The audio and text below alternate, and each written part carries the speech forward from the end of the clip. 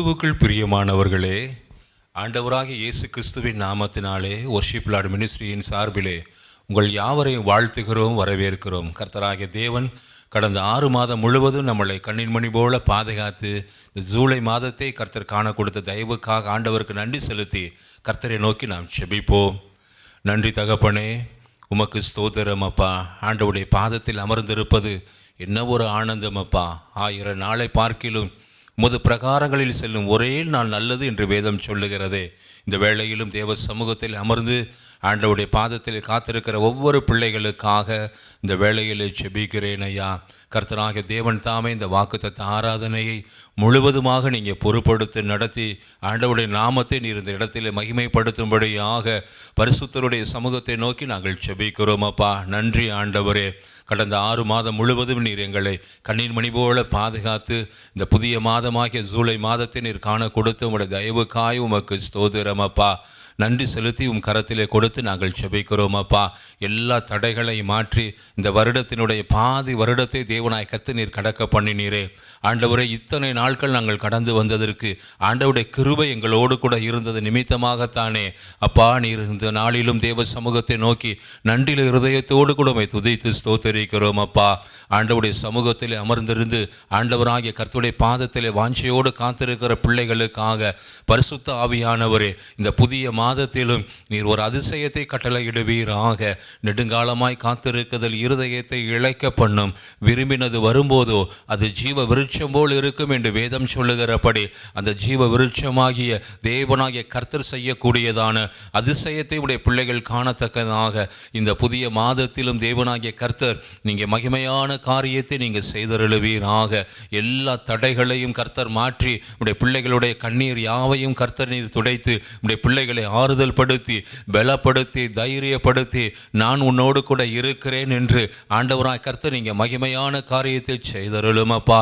யோசேப்பினுடைய விலங்குகளை கர்த்தர் உடைத்து வெளியே கொண்டு வந்து கர்த்தர் உன்னோடு கூட இருக்கிறேன் என்பதை நிரூபித்து காட்டினீரே. பேதுரு சிறைச்சாலையில் அடைப்பட்டிருந்த பொழுது கர்த்தராகிய தேவன் சிறைச்சாலையின் கதவை திறந்து விட்டு வெளியே கொண்டு வந்ததை போல உடைய பிள்ளைகள் அப்பா எந்தெந்த இடங்களெல்லாம் சிக்கப்பட்டு எந்தெந்த இடங்களெல்லாம் அப்பா உடைய பிள்ளைகள் அடைப்பட்டிருக்கிறார்களோ அத்தனை பிள்ளைகளை உடைய நாமத்தினாலே விடுதலையாக்கி பரிசுத்த ஆவியானவரை நீங்கள் மகிமையான காரியத்தை இந்த நாளிலும் நீங்கள் செய்தருளும்படிக்கு உம்மை நோக்கி நாங்கள் செபிக்கிறோம் அப்பா. ஆண்டவருடைய பாதத்தில் காத்திருக்கிற பிள்ளைகளுக்காய் செபிக்கிறோம். இந்த நாளிலும் கூட இந்த புதிய மாதத்திற்கென்று ஆண்டவர் எங்களுக்கென்று வைத்திருக்கிற விசேஷித்த வாக்குத்தத்த வசனத்தினுடைய ஆழத்தின் அதிசயங்களை நீங்கள் வெளிப்படுத்தி பேசுவீராக. தேவதா தாசன் மூலமாக தீர்க்க தரிசனமாய் பரிசுத்த ஆவியானவரே எங்களோடு கூட உடைய வசனத்தினாலே நீர் இடைப்படுவீராக. தாசனை மறைத்து கொண்டு நீங்கள் வெளிப்படுவீராக தகப்பனே. உடைய பிள்ளைகள் என்னென்ன சூழ்நிலையில் இருந்து வந்திருக்கிறார்கள், அவருடைய இருதயத்தினுடைய தேவை என்னதென்பதை அறிந்த எங்கள் பரமபிதாவே, உடைய வசனத்தினாலே ஒவ்வொருவரோடு கூட நீர் பேசும் அப்பா.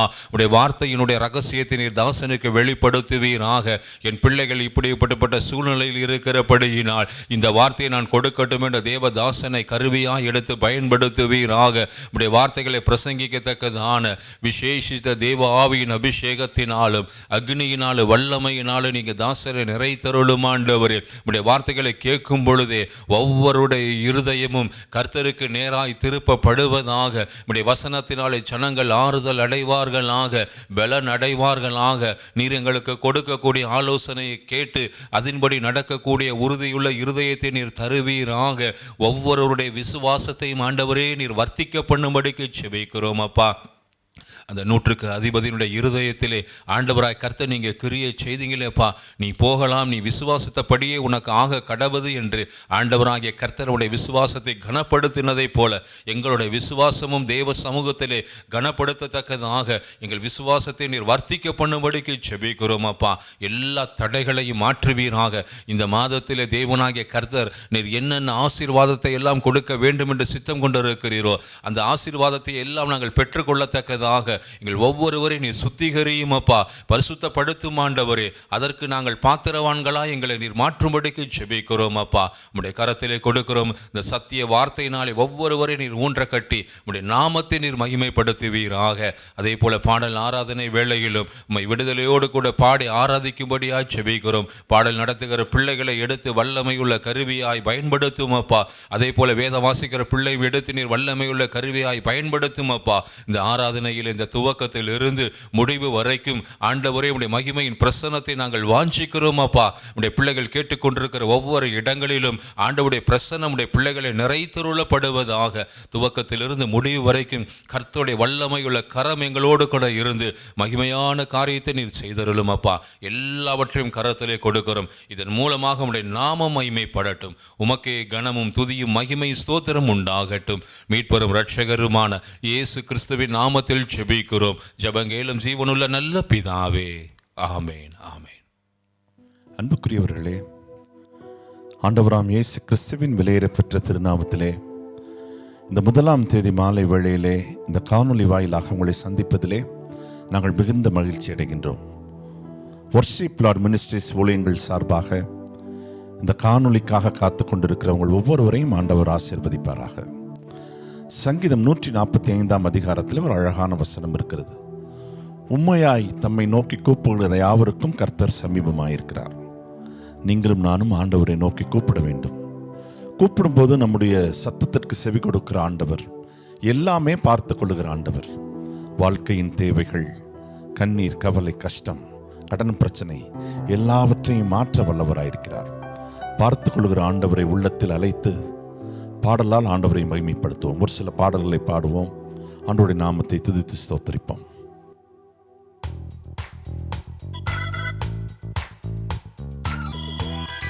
அனைவருக்கும் தெரிந்த பாடல், கர்த்தர் நாமம் என் புகழிடமே, கருத்தோடு துதித்திடுவேன். யெகோவாயிரே எல்லாமே பார்த்துக் கொள்வீர். நீங்க எங்களை பார்த்து கொள்ளும் பொழுது நாங்கள் எதுக்கும் கவலைப்பட வேண்டிய அவசியம் இல்லை. ஆண்டவரே கலங்களப்பா, நாங்கள் கலங்களப்பா என்று உற்சாகமாய் பாடுவோம்.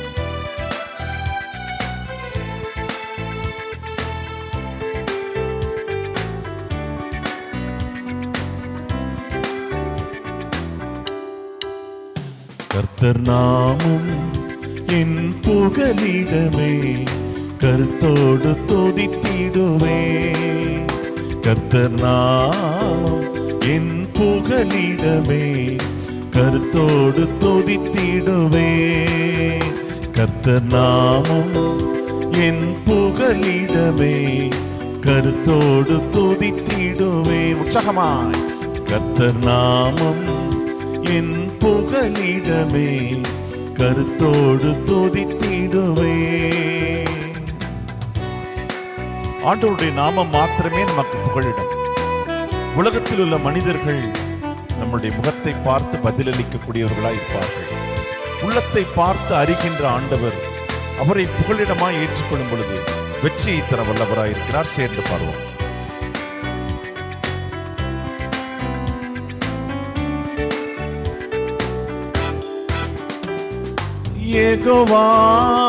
யெகோவாயிரே எல்லாமே பார்த்து கொள்வீ. யெகோவாயிரே எல்லாமே பார்த்து கொள்வீ.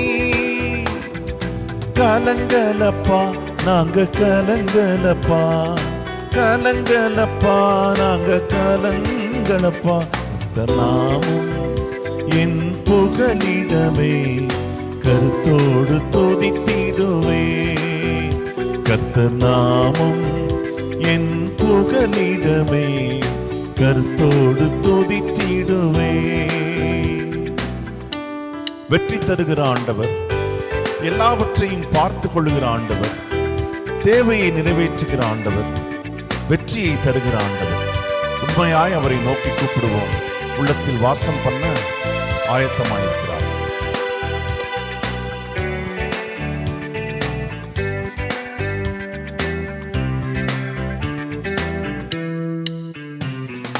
யெகோவா நிசியே என்னாலும் வெற்றி தருவீ. யெகோவா நிசியே என்னாலும் வெற்றி தருவே. ஸ்தோத்திரமே அப்பா ஸ்தோத்திரமே, ஸ்தோத்திரமே அப்பா ஸ்தோத்திரமே. கர்த்தர் நாமம் என் புகலிடமே, கருத்தோடு துதித்திடுவே. கர்த்தர் நாமம் என் புகலிடமே, கருத்தோடு துதித்திடுவே. சுகம் தருகின்ற ஆண்டவர். ஒருவேளை வேதனையோடு, கண்ணீரோடு, கவலையோடு, வியாதியின் பிடியில் இந்த காணொலியை பார்த்து கொண்டிருக்கிறீர்களா? ஆண்டவராகிய இயேசு கிறிஸ்து காயப்பட்ட தம்முடைய கரத்தினாலே தொட்டு சுகமாக்க வல்லவராயிருக்கிறார். இந்த சரணத்தை அனைவரும் சேர்ந்து பாடுவோம். யெகோவா ராஃபா, சுகம் தரும் தெய்வமே.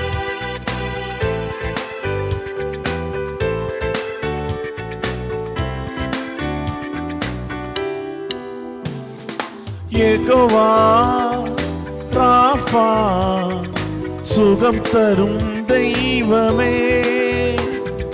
யெகோவா ராஃபா, சுகம் தரும் தெய்வமே. கலங்கலப்பா நாங்க கலங்கலப்பா, கலங்கலப்பா நாங்க கலங்கலப்பா. கர்த்தர் நாமம் என் புகலிடமே, கருத்தோடு துதித்திடுவே. கர்த்தர் நாமம் என் புகலிடமே, கருத்தோடு துதித்திடுவே. சமாதானத்தை தருகிற ஆண்டவர், உள்ளத்திலே இருக்கக்கூடிய வேதனைகளை அகற்றுகிற ஆண்டவர், சமாதானத்தை தந்து நல்வழியிலே நடத்துகிற ஆண்டவர், தோய்ந்து போன உள்ளத்தை தேற்றுகிற ஆண்டவர், பலப்படுத்துகிற ஆண்டவர். உற்சாகமாய் பாடுவோம். ஆண்டவரே, சமாதானம் தாங்க சாமி. எங்களுடைய இல்லங்களிலே சமாதானம் வேண்டும் சுவாமி. எங்களுடைய உள்ளங்களிலே சமாதானம் வேண்டும் ஆண்டவரே. சமாதானத்தை நீங்கள் மாத்திரம்தான் தர முடியும் ஆண்டவரே என்று சொல்லி வேண்டுதலோடு விண்ணப்பத்தோடு ஆண்டவருடைய பதத்திலே வைப்போம்.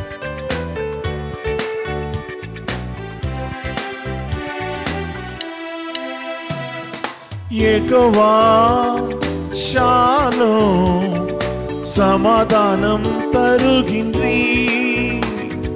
யெகோவா ஷாலோம், சமாதானம் தருகின்றீர்.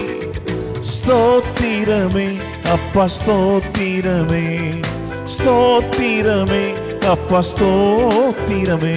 கர்த்தர் நாமம் என் புகலிடமே, கருத்தோடு துதித்திடுவே.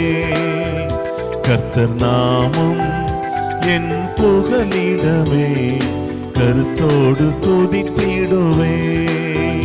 கர்த்தர் நாமம் என் புகலிடமே, கருத்தோடு துதித்திடுவே.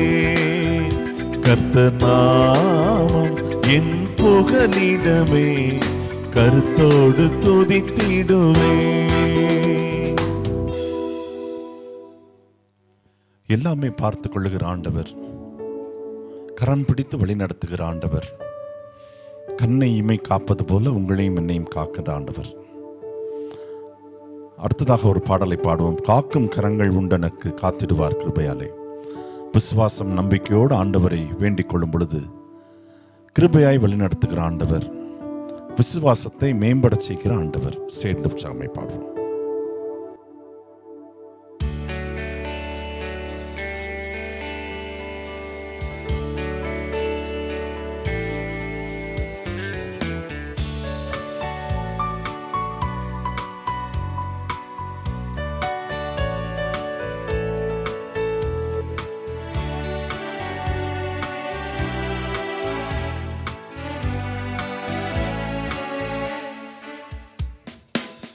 காக்கும் கரங்கள் உண்டனக்கு காத்திடுவார் கிருபையாலே.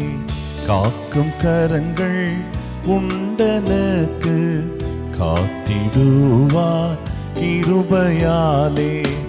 அல்லேலூயா பாடி பாடி அலைகளை நான் தாண்டிடுவேன். அல்லேலூயா பாடி பாடி அலைகளை நான் தாண்டிடுவேன். நம்புவேன் இயேசுவை, இயேசுவை நம்புவேன், நம்புவேன் இயேசுவை, இயேசுவை நம்புவேன்.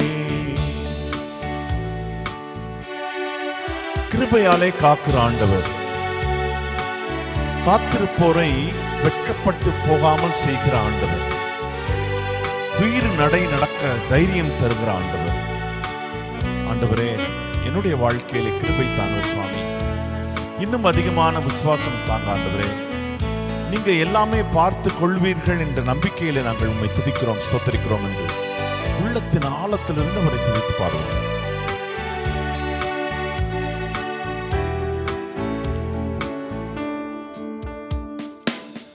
அத்திமரம் தொழிற் விடாமல் ஆட்டு மந்தை முதலற்றாலும், அத்திமரம் தொழிற் விடாமல் ஆட்டு மந்தை முதலற்றாலும், கர்த்தருக்கு காத்திருப்போர் வெட்கப்பட்டு போவதில்லை. கர்த்தருக்கு காத்திருப்போர் வெட்கப்பட்டு போவதில்லை. நம்புவேன் இயேசுவை, இயேசுவை நம்புவேன், நம்புவேன் இயேசுவை, இயேசுவை நம்புவேன்.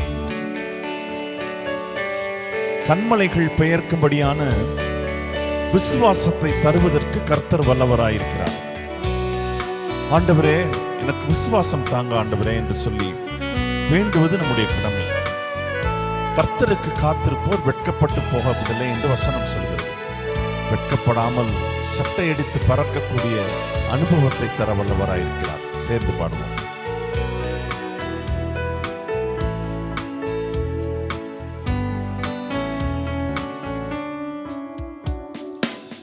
கண்மலைகள் பெயர்க்கும்படியாய் கர்த்தர் என்னை கரம் பிடித்தார். கண்மலைகள் பெயர்க்கும்படியாய் கர்த்தர் என்னை கரம் பிடித்தார். காத்திருந்து பலனடைந்து கழுகு போல எழும்பிடுவேன். காத்திருந்து பலனடைந்து கழுகு போல எழும்பிடுவேன். நம்புவேன் இயேசுவை, இயேசுவை நம்புவேன், நம்புவேன் இயேசுவை, இயேசுவை நம்புவேன். நிந்தனைகள், தோல்விகள், அவமானங்கள் வந்த போதும் ஆண்டவர் தாங்க வல்லவராயிருக்கிறார். ஆண்டவரே, உடைய நேச கொடி என் மேல் பறப்பதற்கு உமக்காக நான் ஜீவிப்பேன் ஆண்டவரே. சாட்சியிலே நிலைத்திருப்பேன் ஆண்டவரே. விசுவாசத்திலே காத்துக்கொள்வேன் ஆண்டவரே என்று சொல்லி உற்சாகமாய் பாடி பாடல் வேலை நிறைவு செய்வோம்.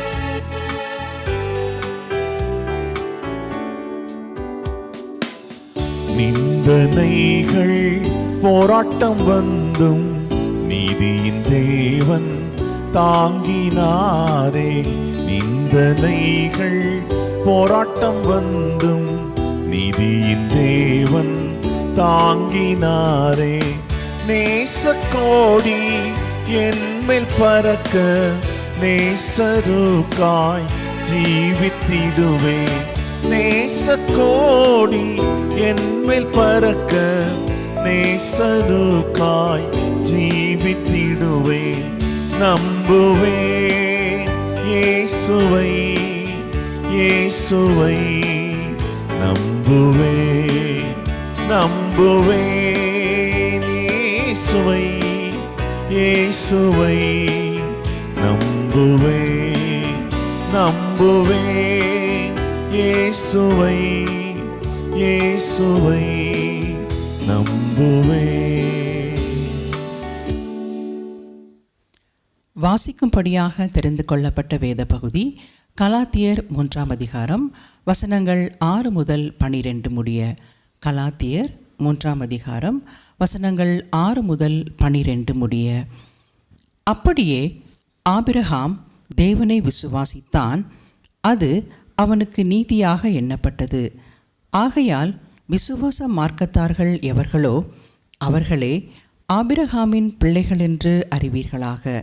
மேலும் தேவன் விசுவாசத்தினாலே புறஜாதிகளை நீதிமான்களாக்குகிறார் என்று வேதம் முன்னாகக் கண்டு, உனக்குள் சகல ஜாதிகளும் ஆசீர்வதிக்கப்படும் என்று ஆபிரகாமுக்கு சுவிசேஷமாய் முன்னறிவித்தது. அந்தபடி விசுவாச மார்க்கத்தார் விசுவாசமுள்ள ஆபிரகாமுடனே ஆசீர்வதிக்கப்படுகிறார்கள். நியாயப்பிரமாணத்தின் கிரியைக்காரராகிய யாவரும் சாபத்திற்குட்பட்டிருக்கிறார்கள். நியாயப்பிரமாண புஸ்தகத்தில் எழுதப்பட்டவைகளெல்லாம் செய்யத்தக்கதாக அவைகளில் நிலைத்திராதவன் எவனோ அவன் சபிக்கப்பட்டவன் என்று எழுதியிருக்கிறதே. நியாயப்பிரமாணத்தினாலே ஒருவனும் தேவனிடத்தில் நீதிமானாகிறதில்லை என்பது வெளியரங்கமாயிருக்கிறது. ஏனெனில் விசுவாசத்தினாலே நீதிமான் பிழைப்பான் என்று எழுதியிருக்கிறதே. நியாயப்பிரமாணமோ விசுவாசத்திற்குரியதல்ல, அவைகளை செய்கிற மனுஷனே அவைகளால் பிழைப்பான். வாசிக்கும்படியாக தெரிந்து கொள்ளப்பட்ட வேத பகுதி வாசித்தாயிற்று. தேவனே உமக்கு மகிமை உண்டாவதாக. நம்புவேன் இயேசுவே என்று நம்பிக்கையோடு உற்சாகத்தோடு ஆண்டவரை பாடினோம். ஆண்டவராக இயேசு கிறிஸ்துவை ஆராதிக்கும்படியாய் நாம் அழைக்கப்படுகின்றோம். ஆண்டவருக்கு மகிமையை செலுத்துவது உயிருள்ள நம்முடைய கடமை. ஆகவே ஆண்டவரே, உம்மை துதிக்கிறோம் ஆண்டவரே, ஸ்தோத்திரிக்கிறோம் ஆண்டவரே, உம்மை ஆராதிக்கிறோம் ஆண்டவரே, எங்களை அர்ப்பணிக்கிறோம் ஆண்டவரே என்று சொல்லி ஆராதிக்கும் அர்ப்பணிப்புணர்வோடு ஆண்டவரை ஆராதிப்போம். ஆண்டவரே, யெகோவாயிரே, நீர் என் தேவனாம். இனி என்னுள்ளில் கலக்கமில்லை ஆண்டவரே, நீங்கள் என்னோடு கூட இருக்கிறீங்க, தோல்வி எனக்கில்லை ஆண்டவரே என்று சொல்லி ஜெபசந்தையோடு அர்ப்பணிப்போடு சேர்ந்து பாடுவோம்.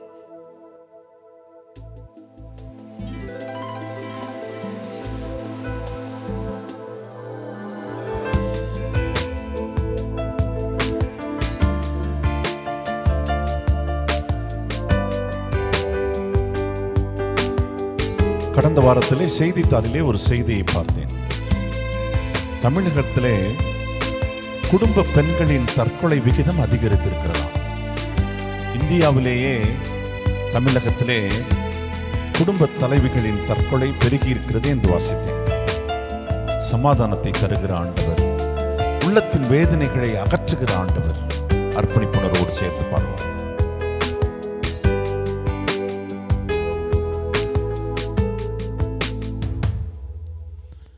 யெகோவாயிரே, நீரன் தேவனா.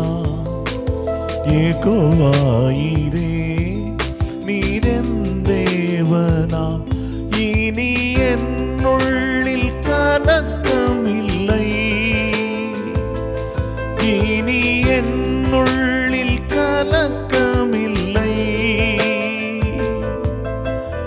ஆராதனை ஆராதனை ஆராதனை ஆராதனை ஓ ஆராதனை ஆராதனை ஆராதனை ஆராதனை. இனி என்னுள்ளில் கலக்கமில்லை, நீர் எல்லாமே பார்த்து கொள்வி. இனி என்னுள்ளில் கலக்கமில்லை, நீர் எல்லாமே பார்த்து கொள்வி. நோய்களை சிலுவையிலே சுமந்து தீர்க்கிற ஆண்டவர். ஆண்டவருடைய பாதத்திலே அர்ப்பணிப்போம். ஆண்டவரே, நீர் என் தேவன் சுவாமி, உம்மை நம்பி இருக்கிறேன் ஆண்டவரே, என்னை வெட்கப்பட்டு போகாமல் செய்யுங்க ஆண்டவரே என்று சொல்லி அர்ப்பணிப்புணர்வோடு ஆராதிப்போம்.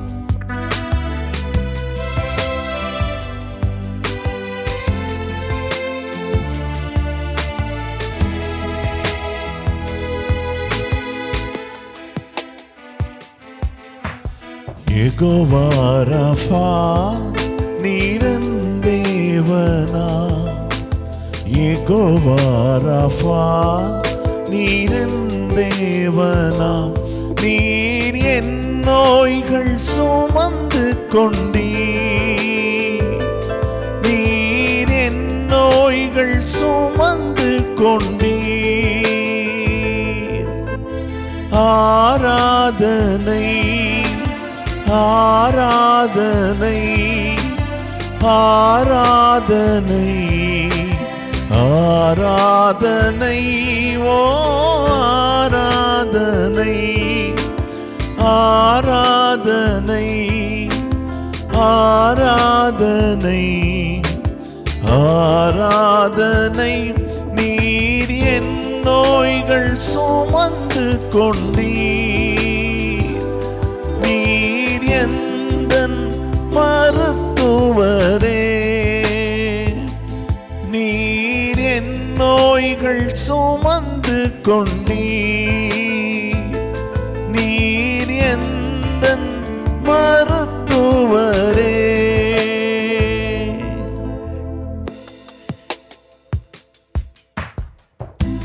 பரம வைத்தியராம் ஆண்டவர் பரம சுகத்தை தருவதற்கு வல்லவராயிருக்கிறார். வியாதியின் கஷ்டத்தில், வேதனையின் விளிம்பில், வலிகளோடு வேதனைகளோடு இந்த நிகழ்வை பார்த்து கொண்டிருக்கிறீர்களா? நோய்களை சுமக்கிற ஆண்டவர், சிலுவையிலே வெற்றி தருகிற ஆண்டவர், தேவைகளை அறிந்து நிறைவேற்றுகிற ஆண்டவர். இதோ வாசற்படியிலே நின்று கதவை தட்டுகிறேன் என்று உள்ள கதவுகளை தட்டிக் கொண்டிருக்கிறார். உண்மையாய் திறந்து விடும் பொழுது உங்களோடு வாசம் செய்ய வல்லவராயிருக்கிறார். நோய்களை தீர்க்க வல்லவராயிருக்கிறார். சமாதானத்தை தர வல்லவராயிருக்கிறார். நீங்க கேட்க வேண்டியது, ஆண்டவரே வாங்க சுவாமி, என் உள்ளத்துக்குள்ள வாங்க ஆண்டவரே, என்னுடைய வேதனைகளை மாற்றுங்க ஆண்டவரே, என் நோய்களை தீருங்க ஆண்டவரே. விசுவாசத்தோடு கேட்கிற அனைவருக்கும் வெற்றியை தருகிறார். வேதனையிலிருந்து மாற்றுகிற ஆண்டவர். கேட்கிற எவனும் பெற்றுக்கொள்கிறான் என்று வசனம் இருக்கிறது. உண்மையாய் தேடி கேட்டு பெற்றுக்கொள்வோம்.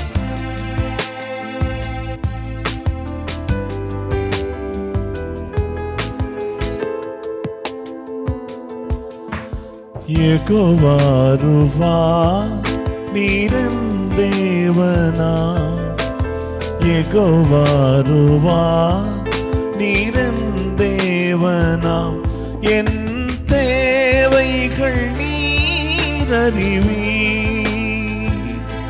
என் தேவைகள் நீரறிவீர். உற்சாகமா ஆராதனை ஆராதனை ஆராதனை ஆராதனை ஓ ஆராதனை ஆராதனை ஆராதனை ஆராதனை. என் தேவைகள் நீரறிவீர், நீர் எந்தன் நல்மெய்ப்பரே, என் தேவைகள் நீரறிவீர், நீர் எந்தன் நல்மெய்ப்பரே. ஆண்டவரே உம்மை துதிக்கிறோம் ஆண்டவரே. தேவைகளை அறிகிற ஆண்டவர், இருதயத்தின் உள்ளந்திரியங்களை அறிந்து நிறைவேற்றுகிற ஆண்டவர், எங்களுடைய கண்ணீரை துருத்திகளை சேமித்து வைக்கிற ஆண்டவர், அதற்கு தகுந்த பலன் தருகிற ஆண்டவர், எவ்வளவு மேன்மையுள்ள ஆண்டவர். ஆண்டவரே, வேதனையோடு இந்த காணொலியை பார்த்து கொண்டிருந்தால் பரிபூர்ண விடுதலை தாங்க சாமி. சமாதானம், சந்தோஷம் குடும்பங்களில் நிலவட்டும் ஆண்டவரே. கடன் பிரச்சனைகள் மாறட்டும் ஆண்டவரே. இரக்கம் பாராட்டுங்க ஆண்டவரே. தயை பாராட்டுங்க ஆண்டவரே. உண்மையை ஆராதித்திருக்கிற ஒவ்வொருடைய உள்ளத்திலும் இந்த செய்தியை கேட்ட பின் பரம சந்தோஷம் நிலவட்டும் சுவாமி. இந்த காணொலிக்காக பிரயாசப்படுகிற ஒவ்வொருவரையும் ஆசீர்வதிங்க ஆண்டவரே. சத்தியத்தை தருகிற அருமையான அண்ணனுக்காக ஜெபிக்கிறோம். சத்தியம் உங்களை விடுதலையாக்கும் என்று வாசிக்கிறோமே ஆண்டவரே. விடுதலை தருகின்ற சத்தியத்தாளுங்க நிரப்புங்க. உடைய வார்த்தை மாத்திரம் மகிமைப்படட்டும். மீதியான நேரம் காலம் முழுவதையும் ஆண்டவருடைய பாதத்திலே தருகிறோம். அடுத்த மாதத்தை காணும் வரை உம்முடைய கிருபை, உம்முடைய இரக்கம், உம்முடைய அன்பு, உம்முடைய தயவு, விசுவாசம் நிறைந்திருக்கட்டும். நேசிக்கிற இயேசு கிறிஸ்துவின் ஜெபிக்கிறோம் நல்ல பிதாவே. ஆமென், ஆமென், ஆமென்.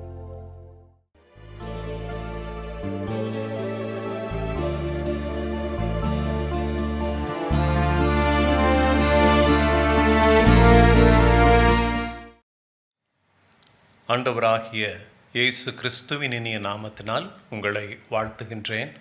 கடந்த மாதம் முழுவதும் நம்மை கண்மணியைப் போல காத்து வழிநடத்தி வந்த நம்முடைய ஆண்டவராகிய இயேசுவானவர் இந்த ஜூலை மாதத்திலும் காலடி எடுத்து வைக்க அவர் உதவி செய்திருக்கின்றார். இந்த மாலை வேளையிலும் நாம் ஆண்டவருடைய பாதத்தில் அமர்ந்து அவரை நோக்கி பார்க்கின்ற இந்த வேளையில் ஆண்டவராகிய கர்த்தர் தம்முடைய வார்த்தைகளை நமக்கு கட்டளையிடும்படிக்கு அவரை நோக்கி பார்க்கலாம். மகிமையான காரியத்தை ஆண்டவர் இந்த மாதத்தில் செய்தருடுவார். கண்களை மூடி நம்முடைய ஆண்டவராகிய இயேசுவானவரை நோக்கி பார்க்கலாம்.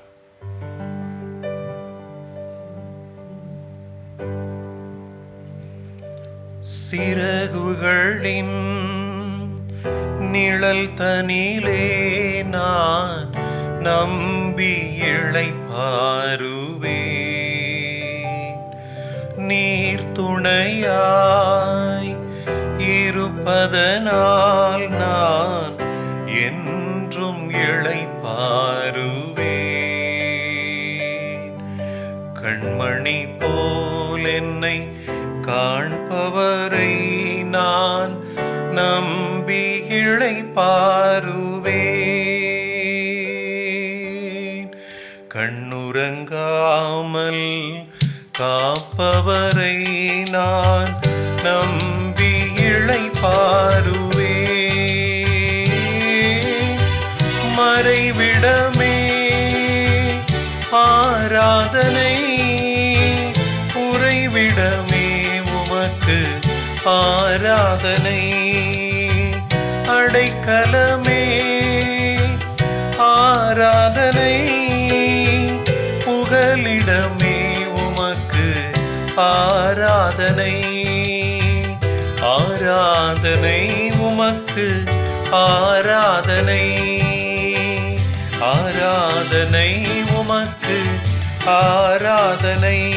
என்னை நேசிக்கும் இயேசுவே ஆராதனை, ஆராதனை உமக்கு ஆராதனை. என்னை ஆதரிக்கும் இயேசுவே ஆராதனை.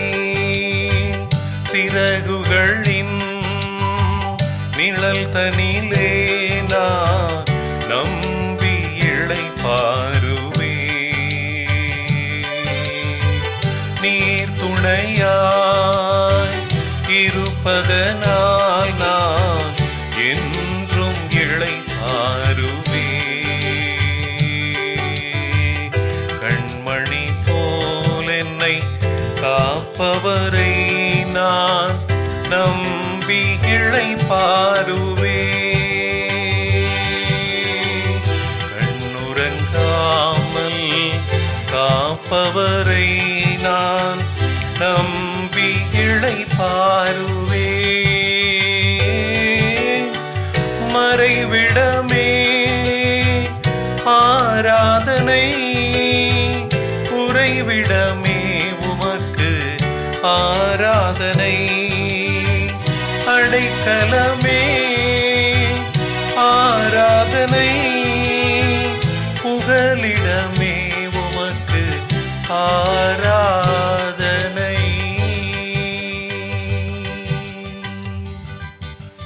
பரிசுத்த ஆவியானவரே, இந்த மாலை வேளையிலும் உம்முடைய பாதத்தில் அமர்ந்து உம்மை நோக்கி பார்க்கும்படியான கிருபையை நீங்க கொடுத்திருக்கிறதற்காக உமக்கு நன்றி சொல்லுகின்றோம். இந்த நாடிலும் ஆண்டவரே உம்முடைய பிள்ளைகளோடு கூட நீர் பேசுவீராகப்பா. மிகுந்த வியாகுலத்தோடு இருக்கக்கூடிய பிள்ளைகள் ஆண்டவர் ஒரு அதிசயத்தை, ஒரு அற்புதத்தை என் வாழ்வில் செய்ய மாட்டாரா என்று சொல்லி காத்திருக்கக்கூடிய பிள்ளைகளோடு கூட என் தேவனாகிய கர்த்தர் வேத வசனத்தை கொண்டு அவர்களோடு பேசி நம்பிக்கை இழந்த நிலைமையில் இருக்கக்கூடிய பிள்ளைகளுக்கு நம்பிக்கையை கட்டளையிடும். உடைய பிள்ளைகள் உங்களை 100% விசுவாசிக்கத்தக்கதாக தேவன் அவர்கள் இருதயத்தில் நீர் கிரியை செய்யும்படிக்கு நான் ஜெபிக்கின்றேன். மகிமையான காரியத்தை செய்தருளுவீராக. இயேசு கிறிஸ்துவின் நாமத்தில் ஜெபிக்கிறோம் பிதாவே, ஆமென். இந்த நாளிலும் நம்முடைய தியானத்திற்காக ஆதியாகமம் 22வது அதிகாரம் 8வது வசனத்தை நம்முடைய தியானத்திற்காக நாம் எடுத்துக்கொள்ளுவோம். ஆதியாகமம் 22வது அதிகாரம் 8வது வசனத்தை வாசிக்க கேட்போம். அதற்கு ஆபிரகாம், என் மகனே, தேவன் தமக்கு தகன பலிக்கான ஆட்டுக்குட்டியை பார்த்து கொள்ளுவார் என்றான். எனக்கு அருமையானவர்களே, இந்த வார்த்தையை சற்று கவனித்து பாருங்கள். ஒரு தகப்பனும் குமாரனும் பேசக்கூடிய உரையாடல் இந்த பகுதியில் கொடுக்கப்பட்டிருக்கின்றது. ஆண்டவருடைய கட்டளைக்கு கீழ்ப்படிந்து தகப்பன் புறப்பட்டு போகக்கூடியதும், குமாரன் தகப்பனிடத்தில் கேட்கக்கூடிய கேள்விக்கு பதிலை தகப்பன் சொல்லக்கூடிய வார்த்தையை தான் இந்த நாளில் நாம் தியானிக்கப் போகின்றோம். எனக்கு அருமையானவர்களே, இந்த சம்பவத்தை நாம் எத்தனையோ முறை வேதத்தில் வாசித்திருக்கலாம், தியானித்திருக்கலாம். இந்த நாளில் ஆண்டவராகிய கர்த்தர் அதை ஒரு வித்தியாசமான கோணத்தில் தியானிக்கும்படிக்கு உதவி செய்தார். ஆபிரகாமுடைய விசுவாசத்தை குறித்து நாம் தியானித்திருக்கின்றோம், வேதத்தில் வாசித்திருக்கின்றோம். வேதத்திலும் அழகாக ஆபிரகாமை குறித்து சொல்லியிருக்கின்றது. ஆபிரகாம் தேவனை விசுவாசித்தான், அது அவனுக்கு நீதியாக எண்ணப்பட்டது என்று சொல்லி, ஆபிரகாம் தேவனை விசுவாசித்தான் என்று சொல்லி ஆபிரகாமுடைய விசுவாசத்தை கனப்படுத்தும் வண்ணமாக ஆண்டவராகிய கர்த்தர் வேதத்தில் கொடுத்திருக்கின்றார். என கருமையானவர்களே, ஆண்டவராகிய இயேசுவானவர் சொல்லக்கூடிய ஒரு வார்த்தையை இந்த நாளில் நம்ம தியானிக்கப் போகின்றோம். அது நமக்கு மிகுந்த பிரயோஜனமாக ஆசீர்வாதமாக இருக்கும் என்பதில் எந்த விதமான சந்தேகமும் கிடையாது. இந்த இடத்தில் தகப்பன் தன் மகனிடம் ஒரு வார்த்தையை சொல்கின்றான்.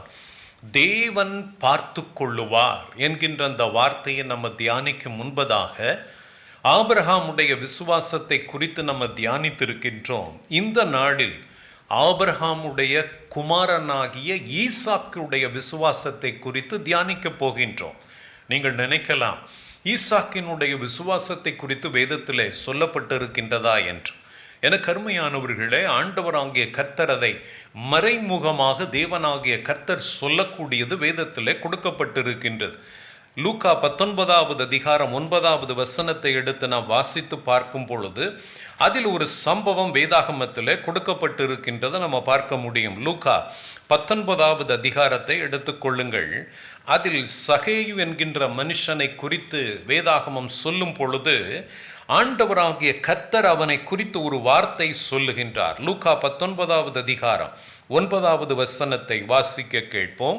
இயேசு அவனை நோக்கி, இயேசு சகைவை நோக்கி, இன்றைக்கு இந்த வீட்டுக்கு ரட்சிப்பு வந்தது, இன்றைக்கு இந்த வீட்டுக்கு ரட்சிப்பு வந்தது, இவனும் ஆபிரகாமுக்கு குமாரனாய் இருக்கிறானே, இவனும் ஆபிரகாமுக்கு குமாரனாய் இருக்கிறானே. என கருமையானவர்களே, ஆபிரகாமுக்கு குமாரன் என்று சொல்லி சகைவை ஆண்டவர் குறிப்பிடக்கூடிய இந்த வார்த்தை மட்டுமல்ல, கலாத்தியர் 3வது அதிகாரம் 7வது வசனம் என்ன சொல்லுகின்றது என்பதை வாசித்து பார்த்தீர்கள் என்றால், கலாத்தியர் 3வது அதிகாரம் 7வது வசனத்தை வாசிக்கலாம்.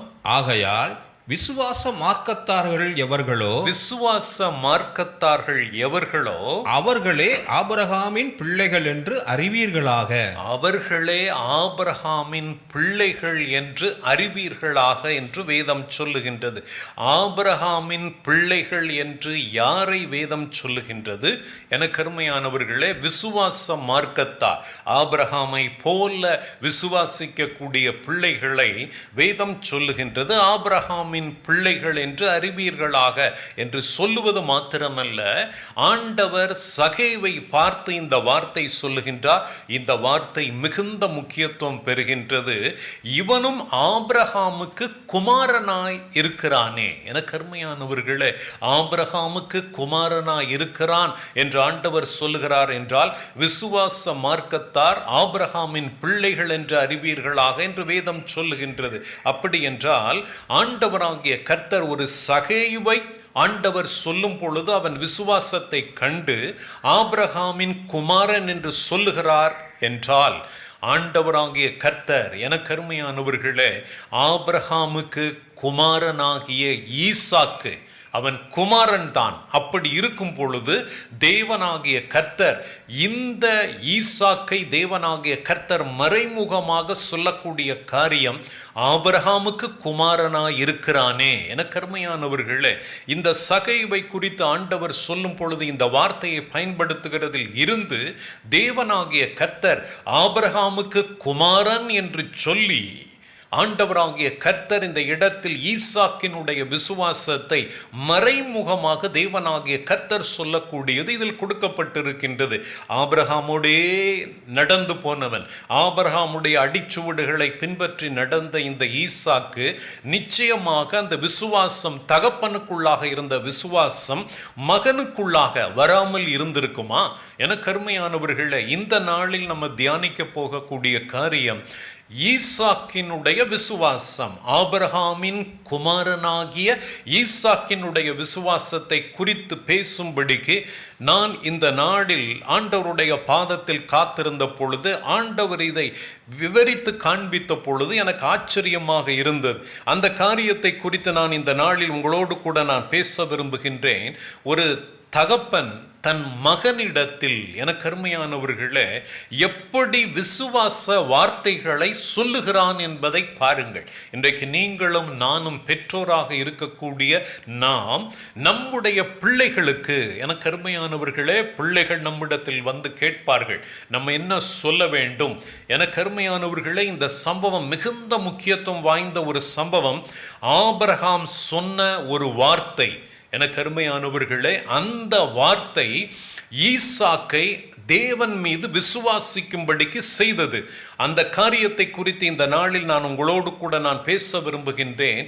இந்த ஆபிரகாமுடைய குமாரனாகிய ஈசாக்கை தேவனாகிய கர்த்தர் இவனும் விசுவாசத்தில் வல்லவன் தான் என்பதை குறிக்கும் வண்ணமாகவே ஆபிரகாமுடைய குமாரனாய் இருக்கிறானே என்று சொல்லி சகைவை ஆண்டவர் சொல்லக்கூடிய அந்த நேரத்தில் தேவனாகிய கர்த்தர் மறைமுகமாக தேவனாகிய கர்த்தர் ஈசாக்கை, ஆபிரகாமுடைய குமாரனுடைய ஈசாக்கினுடைய அந்த விசுவாசத்தை தேவனாகிய கர்த்தர் இந்த இடத்தில் குறிப்பிடுகின்றார். என கருமையானவர்களே, இந்த நாளில் நம்முடைய பிள்ளைகளும் நம்மிடத்தில் வந்து ஒரு கேள்வியை, இந்த ஈசாக்கு கேட்டது போல ஒரு கேள்வியை நம்மிடத்தில் கேட்கலாம். நீங்கள் என்ன சொல்லுகிறீர்கள்? என கருமையானவர்களே, உங்களுடைய வாயிலிருந்து புறப்பட்டு வருகின்ற வார்த்தை என்ன வார்த்தை வருகின்றது? என கருமையானவர்களே, ஒரு இக்கட்டான நிலைமையில் மகன் தகப்பனை பார்த்து ஒரு வார்த்தை கேட்கின்றான். அந்த வார்த்தை மிகுந்த முக்கியத்துவம் வாய்ந்தது. அதை குறித்து நம்ம தியானிக்கும்படிக்கு ஆதியாகமம் 22வது அதிகாரம் 2வது வசனத்திலிருந்து வாசிக்க கேட்போம். ஆதியாகமம் 22வது அதிகாரம் 2வது வசனத்திலிருந்து வாசிக்கலாம். அப்பொழுது அவர், உன் புத்திரனும் உன் ஏகசுதனும் உன் நேசகுமாரனுமாகிய ஈசாக்கை நீ இப்பொழுது அழைத்து கொண்டு, நீ உன்னுடைய குமாரனை நீ அழைத்து கொண்டு மோரியா தேசத்துக்கு போய், மோரியா தேசத்துக்கு போய் அங்கே நான் உனக்கு குறிக்கும் மலைகள் ஒன்றின் மேல் அவனை தகன பலியாக பலியிடு என்றார். கருமையானவர்களே, ஆண்டவராகிய கர்த்தர் ஆபிரகாமிடத்தில் இந்த வார்த்தையை சொல்லும் பொழுது ஆபிரகாமுக்கு ஒன்றுமே புரிந்திருக்கார். ஏன் தேவனாகிய கர்த்தர் என் பிள்ளையை குறித்து இந்த காரியத்தை சொல்லுகின்றார்? தகன பலியாக பலியிடு என்று சொல்லுகின்றாரே, ஆண்டவர் சொல்லக்கூடிய இந்த காரியத்தை, எனக்கு அருமையானவர்களே, ஆபிரகாம் ஆண்டவராகிய கர்த்தரோடு கூட நடக்கக்கூடியவனாக இருந்தபடியினால், ஆண்டவருக்கு சிநேகிதனாக அவன் இருந்தபடியினால், அவனுடைய வாழ்க்கையில் நடந்த காரியத்தை பார்க்கும் பொழுது ஒரு காரியத்தை ஆண்டவர் இன்றைக்கு சொல்லுகிறார் என்றால், நேற்றைக்கு என் தேவனாகிய கர்த்தர் என்ன சொன்னார், இந்த 2 வார்த்தையும் வைத்து எனக்கு அருமையானவர்களே அவன் தன் குமாரனிடத்தில் ஒரு வார்த்தையை சொல்லுகின்றான். முக்கியத்துவப்படுத்துகின்றேன், ஆண்டவர் ஒரு வார்த்தையை சொல்லக்கூடியதை, இன்றைக்கு சொல்லக்கூடிய ஒரு வார்த்தையை நேற்றைக்கு சொன்ன வார்த்தையோடு ஒப்பிட்டு பார்த்து தன் மகனுக்கு தேவனுடைய வார்த்தையை சொல்லுகின்றான். எனக்கு அருமையானவர்களே, நாமும் நம்முடைய வாழ்க்கையில் நம்முடைய பிள்ளைகளுக்கு சொல்ல வேண்டிய காரியம் இருக்கும். இக்கட்டான நிலைமையில் உங்கள் பிள்ளைகள் உங்களை பார்த்து ஒரு வார்த்தை கேட்கிறார்கள், நாங்கள் என்ன செய்ய முடியும் என்று கேட்கிறார்கள். இந்த இடத்தில் நம்மிடத்தில் இல்லையே என்று சொல்லி நாம் என்ன செய்வோம் என்று சொல்லும் பொழுது நீங்கள் என்ன சொல்ல வேண்டும்? எனக்கு அருமையானவர்களே, ஆண்டவராகிய கர்த்தர் இந்த நாளில் நம்மோடு கூட இந்த வார்த்தையின் மூலமாக பேச விரும்புகின்றார். ஆண்டவர் சொல்லக்கூடியது, உன்னுடைய மகனை நீ தகன பலியாக பலியிடு என்று சொன்ன உடனே, ஆபிரகாமுக்கு இந்த காரியத்தை கேட்ட உடனே ஆண்டவர் இதற்கு முன்பதாக அவனுக்கு வாக்குத்தத்தம் பண்ணின காரியத்தை சற்று நினைத்து பார்க்கின்றான்.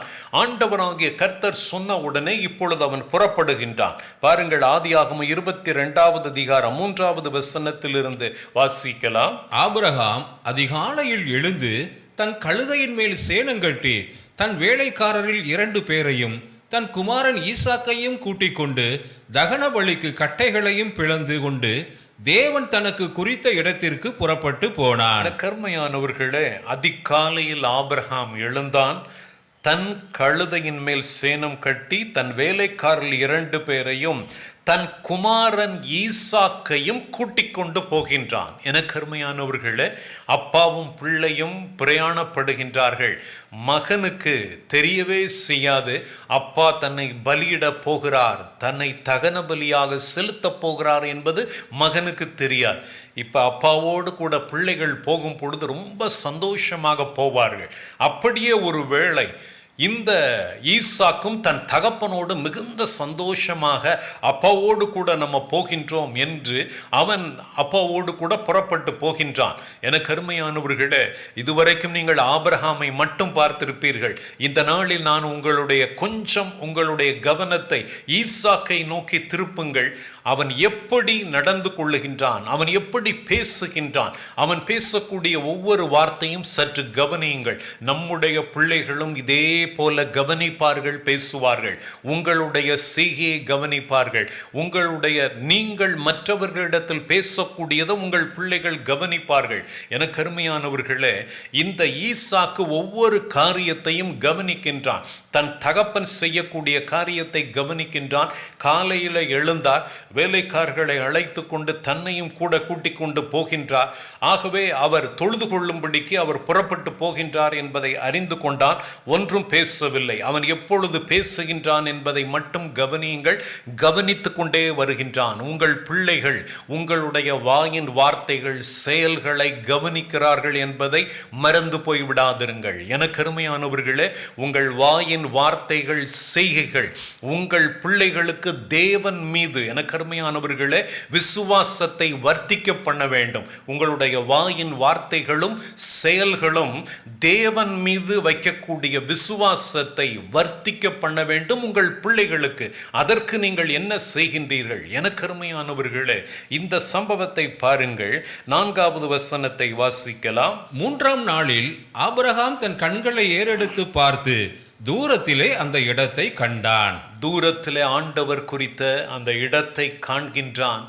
எனக்கு அருமையானவர்களே, இப்பொழுது அவன் செய்யக்கூடிய ஒரு வார்த்தை, செய்யக்கூடிய செயலை சற்று கவனித்து பாருங்கள். வாசிக்கலாம். அப்பொழுது ஆபிரகாம் தன் வேலைக்காரரை நோக்கி, நீங்கள் கழுதையை நிறுத்தி இங்கே காத்திருங்கள். இதையெல்லாம் ஈசாக்கு கவனித்து கொண்டே இருக்கின்றான். அப்பா புறப்படும் பொழுது வேலைக்காரர்களோடு கூட புறப்பட்டு வந்தார், என்னையும் அழைத்து கொண்டு வந்தார். இப்பொழுது வேலைக்காரர்களை இங்கே நிறுத்துகின்றார். வாசியுங்கள். நீங்கள் கழுதையை நிறுத்தி இங்கே காத்திருங்கள். நீங்கள் கழுதையை நிறுத்தி இங்கே காத்திருங்கள். நானும் பிள்ளையாண்டானும் அவ்விடம் மட்டும் போய் தொழுது கொண்டு உங்களிடத்துக்கு திரும்பி வருவோம் என்றான். எனக்கு அருமையானவர்களே, நானும் பிள்ளையாண்டானும் அவ்விடம் மட்டும் போய் தொழுது கொண்டு உங்களிடத்தில் திரும்பி வருவோம் என கருமையானவர்களே, பிள்ளையை பலி கொடுக்க போகிறான் என்பது ஆபிரகாமுக்கு தெரியும். ஆனால் அவன் சொல்லக்கூடிய ஒரு வார்த்தையை கவனித்துக் கொள்ளுங்கள்.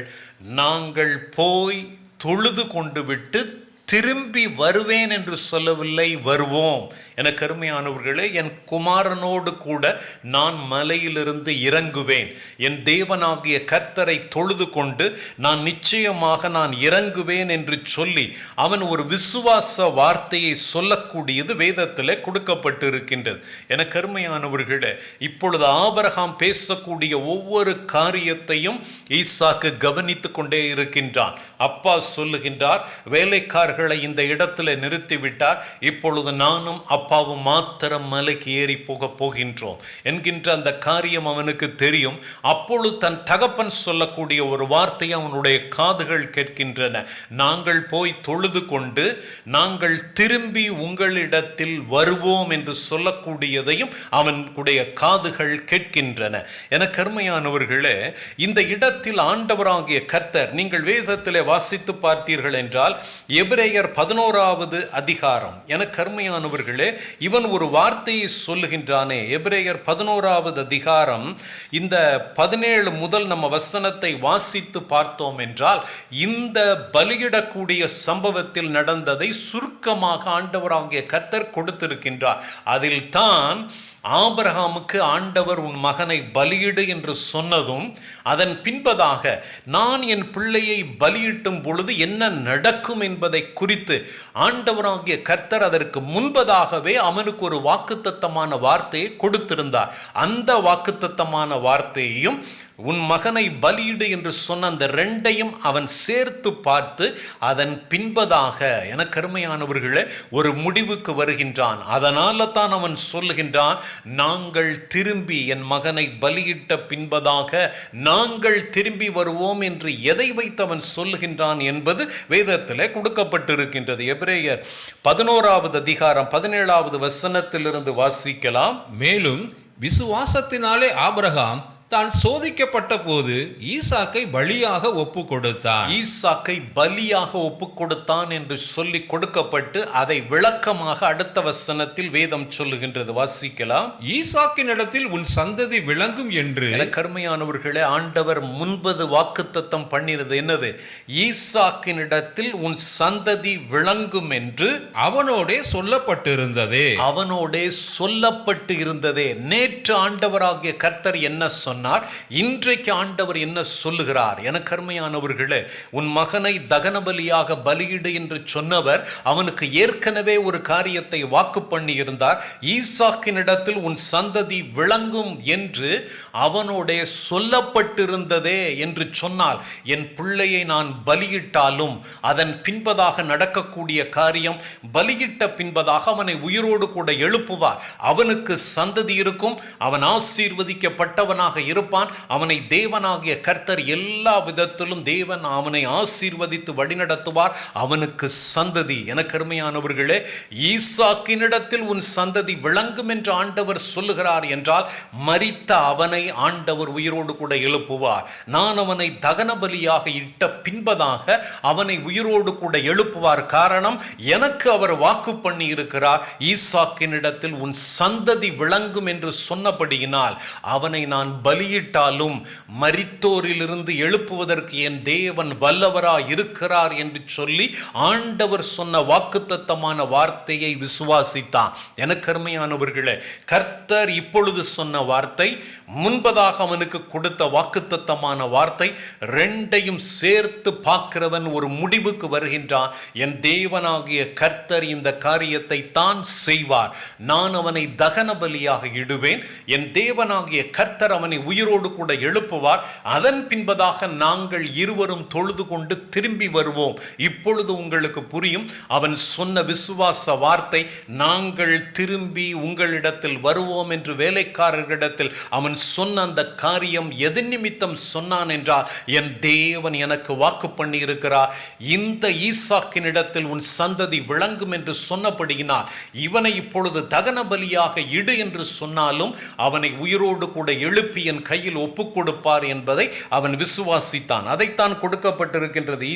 எபிரேயர் 11:18 வாசியுங்கள். ஈசாக்கினிடத்தில் உன் சந்ததி விளங்கும் என்று அவனோடே சொல்லப்பட்டிருந்ததே. அவனோடே சொல்லப்பட்டிருந்ததே. இப்படிப்பட்ட வாக்குத்தத்தங்களை பெற்றவன், கவனித்துக் கொள்ள வேண்டும், இப்படிப்பட்ட வாக்குத்தத்தங்களை பெற்றவன். ஈசாக்கினிடத்தில் உன் சந்ததி விளங்கும் என்று சொன்னால் அதற்கு பின்பதாக ஈசாக்கு ஜெனரேஷன் இருக்கும். என கருமையானவர்களே, சந்ததி இருக்கும் என்று தேவனாகிய கர்த்தர் தெளிவாக அவனோடு கூட பேசியிருந்தார். என கருமையானவர்களே, இதை நான் பார்க்கக்கூடிய நேரத்தில் ஈசாக்கு இந்த இடத்தில் நமக்கு தெரிந்த சம்பவம் தான். என கருமையானவர்களே, ஆபிரகாமை பொறுத்தமட்டில் தேவன் எனக்கு ஒரு வாக்கு பண்ணினார் என்றால் அந்த வாக்குத்தத்தம் பண்ணின தேவன் அதை நிறைவேற்ற வல்லவராக இருக்கிறார். அவர் சர்வ வல்லமை உள்ள தேவன் என்பதை அறிந்திருந்த அந்த ஆபிரகாம், எனக்கு அருமையானவர்களே, கண்மூடித்தனமான விசுவாசம் ஆபிரகாமுக்குள்ளாக அப்படி இருக்கும் பொழுது அவனுடைய வித்தாகிய ஈசாக்கினிடத்தில், எனக்கு அருமையானவர்களே,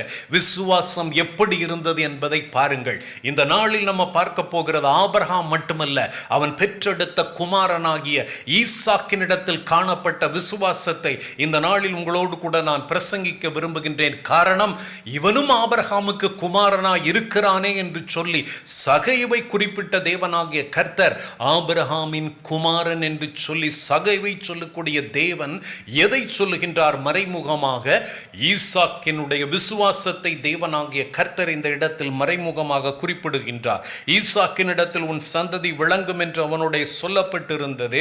இப்படிப்பட்ட வாக்குத்தத்தங்களை பெற்றவன் மரித்தோரிலிருந்து தேவன் எழுப்ப வல்லவராக இருக்கிறார் என்று எண்ணி தனக்கு ஒரே பேரானவனையே பலியாக ஒப்பு கொடுத்தான். எனக்கு அருமையானவர்களே, இந்த வார்த்தையை நம்ம தியானிக்கக்கூடிய இந்த வேளையில் ஆண்டவராகிய கர்த்தர் என்ன சொல்லுகிறார்? எனக்கு அருமையானவர்களே, 2 காரியத்தை நான் முக்கியத்துவப்படுத்த விரும்புகின்றேன். ஆபிரகாம் இடத்தில் ஆண்டவராகிய கர்த்தர் உன் மகனை பலியிடு என்று சொல்லுகின்றார். இப்படி சொன்ன உடனே எனக்கு அருமையானவர்களே, ஆண்டவர் எனக்கு முன்பதாக என்ன சொல்லி இருக்கின்றார், என் தேவன் எனக்கு என்ன சொல்லி இருக்கின்றார், அந்த காரியத்தை ஒப்பிட்டு பார்க்கின்றான். ஈசாக்கினிடத்தில் உன் சந்ததி விளங்கும் என்று அவர் சொன்னபடியினால் நான் என் மகனை தகன பலியாக இடும் பொழுது அவனை எழுப்பி, உயிரோடு கூட எழுப்பி என் கையில் ஒப்பு கொடுப்பார், இவனுக்கு சந்ததி இருக்கும். எனக்கு அருமையானவர்களே, நிச்சயமாக தேவனாகிய கர்த்தர் இவனுக்கு அந்த சந்ததியை கட்டளையிடுவார். அதனால தான் ஆபிரகாமுக்கு, எனக்கு அருமையானவர்களே, ஆபிரகாம் தன் மகனிடத்தில் 2 பேரும் கீழே இறங்கும் முன்பதாக, எனக்கு அருமையானவர்களே, அதற்கு முன்பதாக நடந்த காரியத்தை நான் உங்களுக்கு சொல்ல விரும்புகின்றேன். இந்த ஈசாக்கை சற்று கவனித்து பாருங்கள். ஆண்டவராகிய கர்த்தர் ஆபிரகாம் இடத்தில் சொன்ன காரியத்தை ஆபிரகாம் நிறைவேற்றும்படிக்கு மலைக்கு ஏறி வருகின்றான். அப்படி வந்த பின்பதாக தன் வேலைக்காரிடத்தில் சொல்லக்கூடியதை ஈசாக்கு கவனிக்கின்றான். ஈசாக்கு கவனிக்க நேரத்தில் அந்த வேலைக்காரர்களை அங்கே நிறுத்தி வைத்துவிட்டு, நாங்கள் திரும்பி தொழுது கொண்டு நாங்கள் உங்களிடத்தில் திரும்பி வருவோம் என்று சொல்லிவிட்டு அவன் புறப்பட்டு போகின்றான். அப்படி புறப்படும் பொழுது அவன் என்ன செய்கின்றான்? ஆதியாகமம் 22வது அதிகாரம், ஆதியாகமம் 22:5 வாசியுங்கள் மறுமுறை. அப்பொழுது ஆபிரகாம் தன் வேலைக்காரரை நோக்கி, நீங்கள் கழுதையை நிறுத்தி இங்கே காத்திருங்கள், நானும் பிள்ளையாண்டானும் அவ்விடம் மட்டும் போய் தொழுது கொண்டு உங்களிடத்துக்கு திரும்பி வருவோம் என்றான். ஆபிரகாம் தகன பலிக்கு கட்டைகளை எடுத்து, கருமையானவர்களே, வேலைக்காரர்களிடத்தில் அந்த இடத்துல நிறுத்திவிட்டு இப்பொழுது தகன பலிக்கு கட்டைகளை எடுத்து தன் குமாரனாகிய ஈசாக்கின் மேல் வைத்து, கருமையானவர்களை, ஈசாக்கு ஒன்றுமே சொல்லவில்லை. கட்டைகளை எடுத்து தன்னுடைய தலையில் வைக்கக்கூடிய தகப்பனை பார்க்கின்றான். எனக்கு அருமையானவர்களே, அப்பா என்ன செய்கின்றார்? ஒவ்வொரு காரியத்தையும் கவனிக்கின்றான்.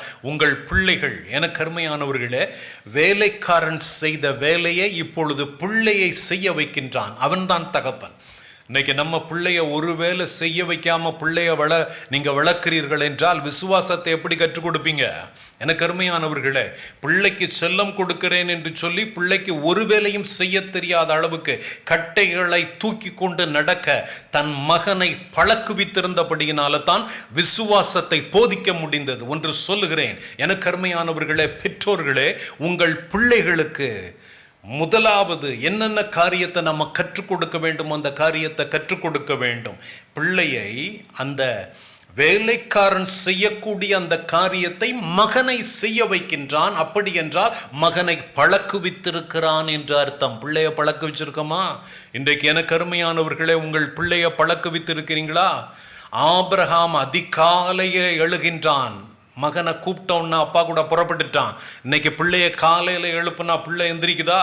எனக்கு அருமையானவர்களே, அதிகாலையில் எழுந்த உடனே மகனே புறப்படணும், ஒன்றும் சொல்லவில்லை, புறப்படுகின்றான். எனக்கு அருமையானவர்களே, ஆண்டவரே விசுவாசத்தை எனக்கு கொடுங்கன்னு சொல்றதுக்கு முன்பதாக நீ முதலாவது நடக்க வேண்டிய வழியை, முதலாவது உன்னுடைய வாழ்க்கையில் நீ என்னென்ன காரியத்தை செய்ய வேண்டும் என்று கர்த்தர் உங்களுக்கு சொல்லி இருக்கின்ற காரியத்தை நீங்கள் முதலாவது செய்ய வேண்டும். எனக்கு அருமையானவர்களே, ஈசாக்கை கவனித்து பாருங்கள். அதிகாலையில் எழுந்த தகப்பனோடு புறப்படுகின்றான்.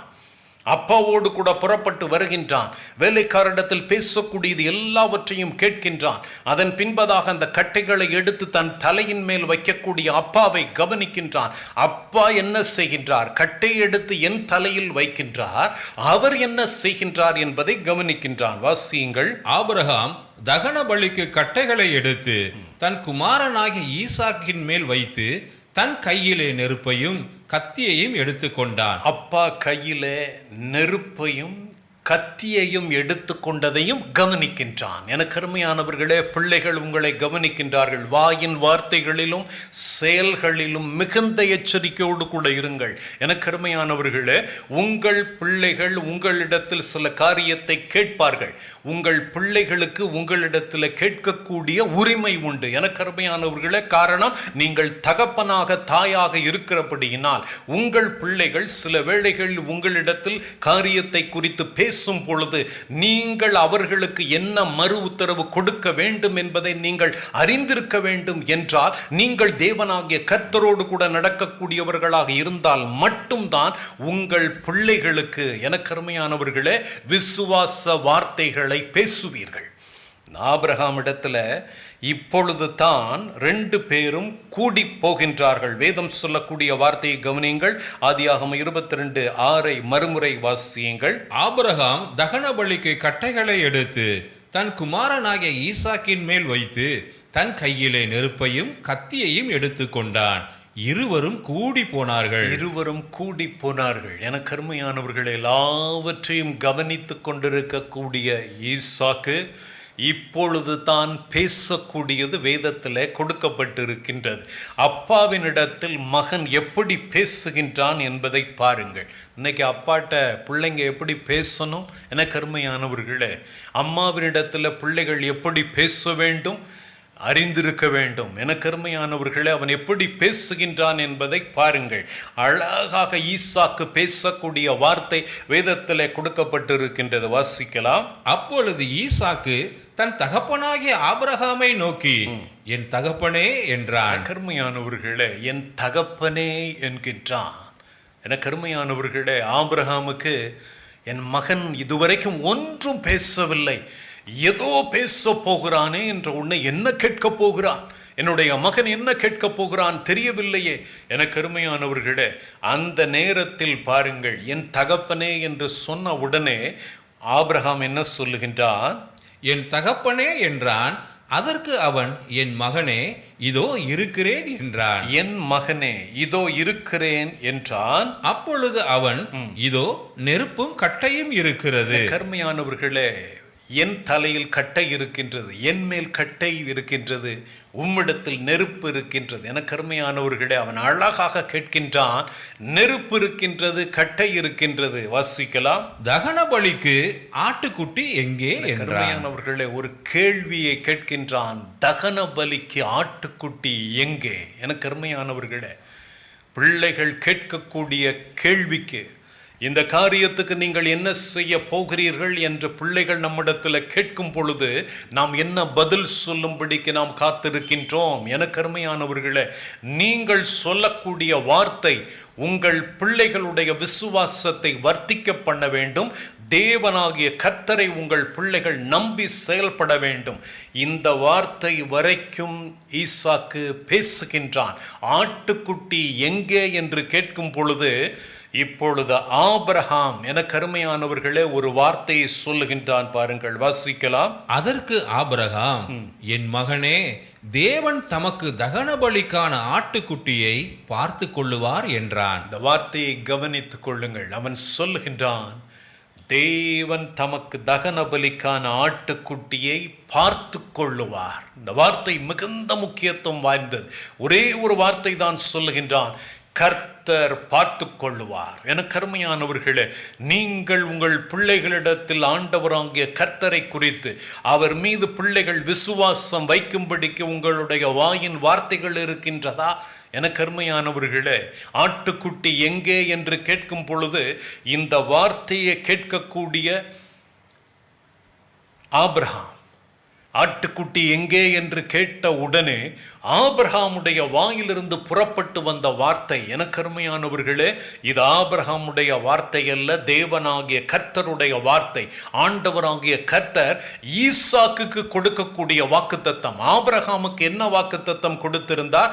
ஈசாக்கினிடத்தில் உன் சந்ததி விளங்கும் என்று ஆண்டவர் வாக்குத்தத்தம் கொடுத்திருந்தாரே, தகப்பன் மூலம் மகனுக்கு ஒரு வாக்குத்தத்தம் கொடுக்கின்றார். எனக்கு அருமையானவர்களே, என்ன வாக்குத்தத்தம்?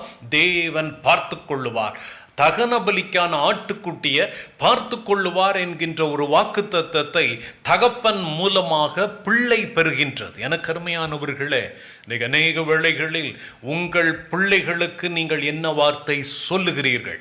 ஆண்டவராகிய கர்த்தர் பார்த்து கொள்ளுவார், தேவனாகிய கர்த்தர் இதை பொறுப்படுத்திக் கொள்ளுவார் என்று பிள்ளைகளுக்கு சொல்லுகின்றீர்களா? எனக்கு அருமையானவர்கள், ஆபிரகாம் கலங்கவில்லை. இந்த காரியத்தை கேட்டவுடனே கொஞ்சம் ஒருவேளை திகைத்திருந்தாலும் அதை வெளிக்காட்டிக் கொள்ளாதபடிக்கு அவன் சொல்லி இருக்க வேண்டும் இந்த வார்த்தையை. எனக்கு அருமையானவர்களே, அழகாக அந்த காரியத்தில் அவன் சொல்லக்கூடிய வார்த்தை, கர்த்தர் பார்த்து கொள்ளுவார் என்று சொன்னான். பாருங்கள், எனக்கு அருமையானவர்களே, அந்த வார்த்தை தான் ஈசாக்கு பிடித்து கொண்டான். ஈசாக்கு, என் தேவனாகிய கர்த்தர் என் தகப்பன் மூலம் எனக்கு ஒரு வாக்குத்தத்தமான வார்த்தையை கொடுத்திருக்கின்றார். நாங்கள் இப்பொழுது பலியிடக்கூடிய இந்த நேரத்தில் எங்களிடத்தில் இருக்கக்கூடியது கட்டை இருக்கின்றது, நெருப்பு இருக்கின்றது, ஆனால் ஆட்டுக்குட்டி இல்லை. அந்த இல்லாத ஒன்றை என் தேவனாகிய கர்த்தர் தருவார் என்று என் தகப்பன் சொல்லி இருக்கின்றார். என் தகப்பன் மூலம் எனக்கு ஆண்டவர் கொடுத்த வாக்குத்தத்தமான வார்த்தை, நிச்சயம் தேவனாகிய கர்த்தர் ஒரு ஆட்டை கட்டளையிடுவார். எனக்கு அருமையானவர்களே, என்ன ஒரு விசுவாசம் பாருங்கள்! என் தேவனாகிய கர்த்தர் இதை தருவார் என்று அவன் விசுவாசிக்க தொடங்குகின்றான். எனக்கு அருமையானவர்களே, நான் இதை கொஞ்சம் இந்த காரியத்தை நான் தியானித்து பார்த்த நேரத்தில் சூழ்நிலைமைகள் எல்லாம் எப்படி மாறுகின்றது என்பதை பாருங்கள். நீங்கள் விசுவாசித்து நீங்கள் நடக்கும் பொழுது, ஆண்டவராகிய கர்த்தருடைய வார்த்தையை கேட்டு இதன்படி கர்த்தர் செய்வார் என்று விசுவாசித்து நீங்கள் நடக்கும் பொழுது, எனக்கு அருமையானவர்களே, உன் விசுவாசம் எல்லாமே, உங்கள் விசுவாசம் எல்லாமே உங்களை விட்டு போய்விடக்கூடிய நிலைமையிலே சூழ்நிலைமைகள் மாறும். எனக்கு அருமையானவர்களே, சூழ்நிலைமையை பார்க்காதிருங்கள். கர்த்தர் கொடுத்த வாக்குத்தத்தமான வார்த்தை, என் தேவன் இதை கொடுத்திருக்கிறார், அதை செய்வார். ஆபிரகாம் விசுவாசித்தான். இந்த நான் பலியிடக்கூடிய என் மகனிடத்தில் சந்ததி விளங்கும் என்று அவர் சொல்லிவிட்டார். ஆகவே நிச்சயம் விளங்கும். எனக்கு அருமையானவர்களே, பலியிடு என்று சொன்ன தேவனாகிய கர்த்தர், நான் அவனை உயிரோடு கூட எழுப்புவேன், ஒன்றும் சொல்லவில்லை. பலியிடு என்கின்ற வார்த்தை மட்டும்தான், மற்றபடி என்ன செய்வேன் என்பதை அவர் சொல்லவே இல்லை. எனக்கு அருமையானவர்களே, ஆபிரகாம் நினைத்தான், உன் சந்ததி ஈசாக்கினிடத்தில் விளங்கும் என்று தேவன் சொன்னபடியினால் இவனை மறுபடி அவர் உயிரோடு கூட எழுப்பி என் கையில் ஒப்புக் கொடுப்பார் என்று ஆபிரகாம் நினைத்திருந்தான். ஆனால் அவன் விசுவாசித்தது ஒன்றே ஒன்று தான், ஈசாக்கினிடத்தில் உன் சந்ததி விளங்கும் என்று தேவன் சொன்ன வாக்குத்தத்தத்தை விசுவாசித்தான். எனக்கு அருமையானவர்களே, அந்த வாக்குத்தத்தம் மட்டும் இப்பொழுது விசுவாசித்தவன் தான் தன் மகனுக்கு ஒரு வாக்குத்தத்தமான வார்த்தையை கொடுக்கின்றான். கர்த்தர் பார்த்து கொள்ளுவார். எனக்கு அருமையானவர்களே, தேவனாகிய கர்த்தர் பார்த்து கொள்ளுவார் என்கின்ற வார்த்தையை சொன்ன பின்பதாக, எனக்கு அருமையானவர்களே, அதற்கு பின்பதாக நடக்கக்கூடிய காரியத்தை பார்க்கும் பொழுது இந்த ஈசாக்கு, எனக்கு அருமையானவர்களே, ஆண்டவர் கொடுத்த வாக்குத்தத்த வார்த்தையை மட்டும் தான் பார்த்தானே ஒழிய தன் தகப்பன் இப்பொழுது செய்யக்கூடிய காரியங்கள் எல்லாமே, இவனுக்கு ஆண்டவர் வாக்கு பண்ணின காரியங்கள், ஆட்டுக்குட்டியை கர்த்தர் பார்த்து கொள்ளுவார் என்று சொன்ன தகப்பன் இப்பொழுது நடக்கக்கூடிய அவருடைய செய்கையை கவனித்து பார்க்கின்றான். இந்த கட்டைகளை எடுத்து அவர் அடுக்குகின்றார். அதற்கு மேலாக ஈசாக்கை அவர் கட்டி அதன் மேலே படுக்க வைக்கும் பொழுதும் கூட, எனக்கு அருமையானவர்களே, அவனை பொறுத்த மட்டில் ஒரே ஒரு காரியத்தை மட்டும் விசுவாசித்தான். என் தேவனாகிய கர்த்தர் ஒரு ஆட்டுக்குட்டியை கட்டளையிடுவார். என் தேவனாகிய கர்த்தர் ஒரு ஆட்டுக்குட்டியை, தகன பலிக்கான ஆட்டுக்குட்டியை என் தேவனாகிய கர்த்தர் தருவார் என்று ஒன்று மாத்திரம் சொல்லுகிறேன். நீங்கள் விசுவாசித்து நடக்கும் பொழுது சூழ்நிலைகள் உங்களுக்கு சாதகமாக இருக்காது. சூழ்நிலைகளை பார்க்கும் பொழுது, எனக்கு அருமையானவர்களே, நீங்கள் விசுவாசித்ததற்கு மாறாகவே காரியங்கள் செய்யப்படும்.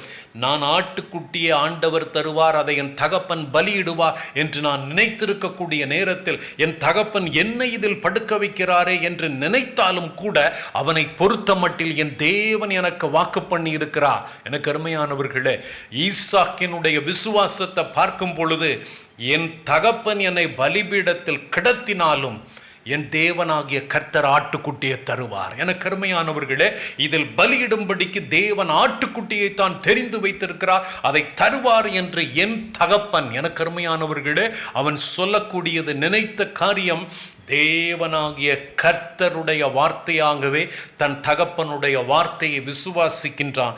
நடந்த காரியம் என்ன? வாசிக்கலாம் தொடர்ந்து. 8வது வசனத்திலிருந்தே வாசியுங்கள். அதற்கு ஆபிரகாம், என் மகனே, தேவன் தமக்கு தகன பலிக்கான ஆட்டுக்குட்டியை பார்த்து கொள்வார் என்றான். அப்புறம் இருவரும் கூடி போய் தேவன் அவனுக்கு சொல்லி இருந்த இடத்துக்கு வந்தார்கள். தேவன் அவனுக்கு சொல்லி இருந்த இடத்துக்கு வந்தார்கள். அங்கே ஆபிரகாம் ஒரு பலிபீடத்தை உண்டாக்கி கட்டைகளை அடுக்கி, கருமையானவர்களே, பலிபீடத்தை உண்டாக்கி கட்டைகளை அடுக்கி தன் குமாரனாகிய ஈசாக்கை கட்டி அந்த பலிபீடத்தில் அடுக்கிய கட்டைகளின் மேல் அவனை கிடத்தினான். என கருமையானவர்களே, இந்த நேரத்தில் கொஞ்சம் யோசித்து பாருங்கள். இன்றைக்கு உங்களுடைய வாழ்க்கையில் சூழ்நிலைகள் எல்லாம் நீங்கள் விசுவாசித்த காரியத்துக்கு மாறாகவே சூழ்நிலைமை இருக்கும். சூழ்நிலையை பார்க்காதிருங்கள். நீங்கள் சூழ்நிலைமையை பார்க்கும் பொழுது அந்த காரியம் எதுவுமே, நான் விசுவாசித்த காரியம் எதுவுமே நடக்காது போல இருக்கலாம். ஆனால் எனக்கு அருமையானவர்களே, நம்புவதற்கு ஏதுவில்லாதிருந்தும் அதை நம்பிக்கையோடு கூட நீங்கள் நம்பும் பொழுது தேவனாகிய கர்த்தர் அந்த காரியத்தை வாய்க்க பண்ணுவார். ஈசாக்கை பொறுத்த மட்டில் என் தகப்பன் பலிபீடத்தில் கிடத்தினாலும் ஆட்டுக்குட்டிய தேவன் தருவார். என் அப்பா அந்த வார்த்தையை சொல்லி இருக்கிறார், என் தேவன் அந்த வார்த்தையை சொல்லி இருக்கிறார். என் தகப்பன் கட்டைகளை அடுப்பி அதுக்கு மேலே என்னை படுக்க வைத்தாலும் என் தேவனாகிய கர்த்தர் ஒரு ஆட்டுக்குட்டிய தேவனாகிய கர்த்தர் கட்டளையிடுவார். எனக்கு அருமையானவர்களே, ஆபிரகாமுடைய விசுவாசம், என் மகனை பலியிடுவேன், அவன் ஆண்டவராகிய கர்த்தர் உயிரோடு கூட எழுப்புவார், இவனிடத்தில் தேவன் என் சந்ததி விளங்கும் என்று வாக்கு பண்ணி இருக்கிறபடியினால் அப்படித்தான் நடக்கும் என்று அவன் விசுவாசித்தான். ஈசாக்கினிடத்தில் உன் சந்ததி விளங்கும் என்று விசுவாசித்தான்.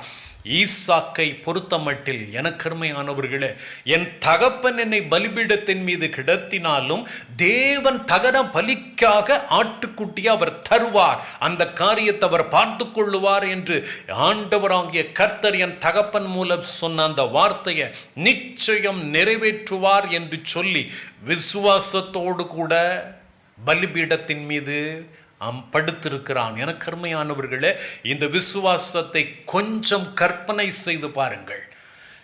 பலிபீடத்தின் மீது கிடத்தப்பட்ட போதும் ஈசாக்கினுடைய விசுவாசம் என்ன? தேவன் இந்த வார்த்தையை எனக்கு சொல்லி இருக்கின்றார். எனக்கு அருமையானவர்களே, ஆபிரகாமுக்கு ஆண்டவர் சொன்ன வாக்குத்தத்தம் ஈசாக்கின் இடத்தில் உன் சந்ததி விளங்கும் என்று, அதை அவன் விசுவாசித்தான்.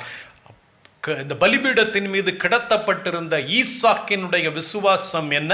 தேவன் தகன பலிக்கான ஆட்டுக்குட்டியை பார்த்து கொள்ளுவார் என்று என் தகப்பன் சொன்ன வார்த்தை என் தகப்பனுடைய வார்த்தை அல்ல, என் தேவனுடைய வார்த்தை அது. ஆகவே பலிபீடத்தின் மீது கிடத்தப்பட்டிருந்தாலும் என் தேவன் தகன பலி செலுத்தும்படிக்கு ஒரு ஆட்டை தேவனாகிய கர்த்தர் கட்டளை இடுவார் என்று சொல்லி அவன் விசுவாசித்ததில்லை. எனக்கு அருமையானவர்களே, அவனை அறியாமலே இந்த ஈசாக்கினிடத்தில் தேவனாகிய கர்த்தர், ஆண்டவராகிய கர்த்தர், இந்த ஆபிரகாமுடைய சந்ததியாகிய ஈசாக்கு அடுத்தடுத்த சந்ததி வரும் என்பதை ஈசாக்கு மறைமுகமாக விசுவாசிக்க கூடியது வேதத்தில் கொடுக்கப்பட்டு இருக்கின்றது.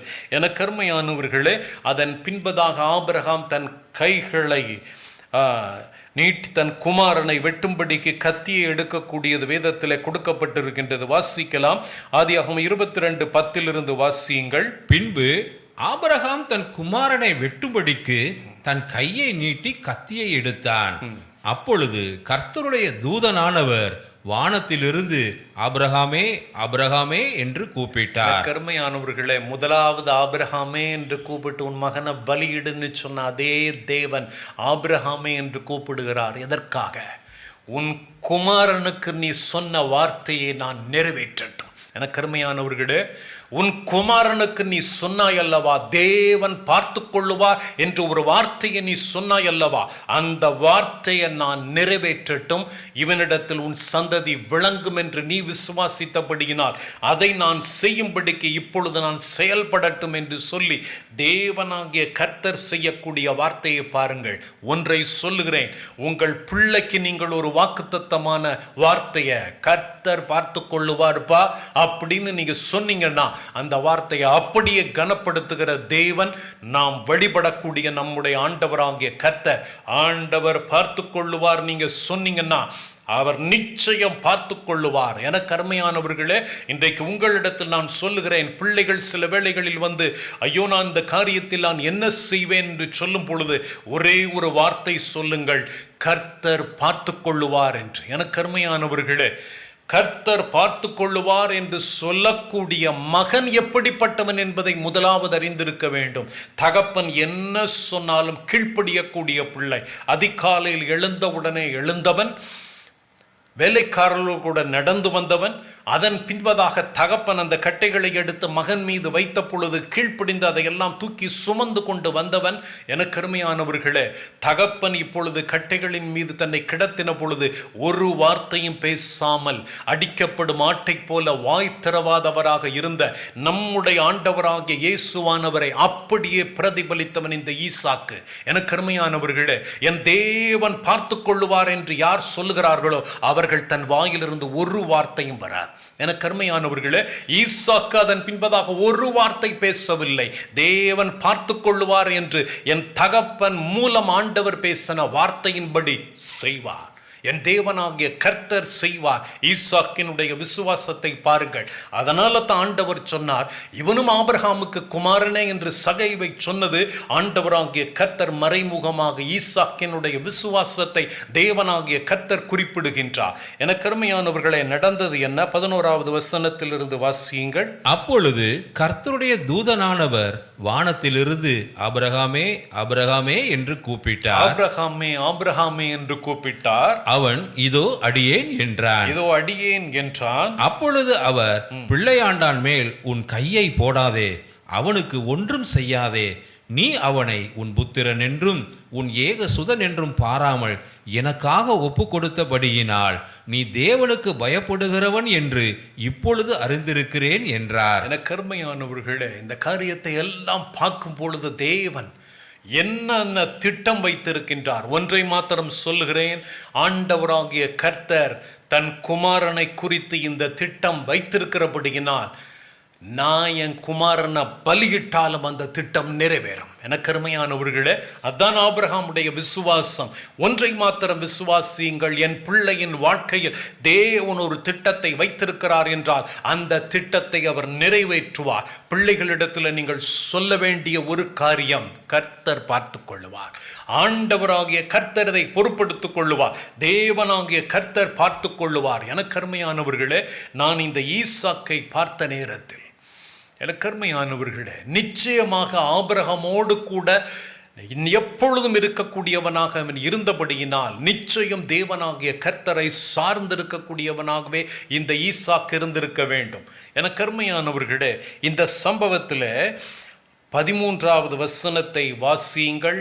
எதை ஈசாக்கு விசுவாசித்தானோ அதை தேவனாகிய கர்த்தர் நிறைவேற்றுகின்றார். வாசிக்கலாம். ஆபிரகாம் தன் கண்களை ஏறெடுத்து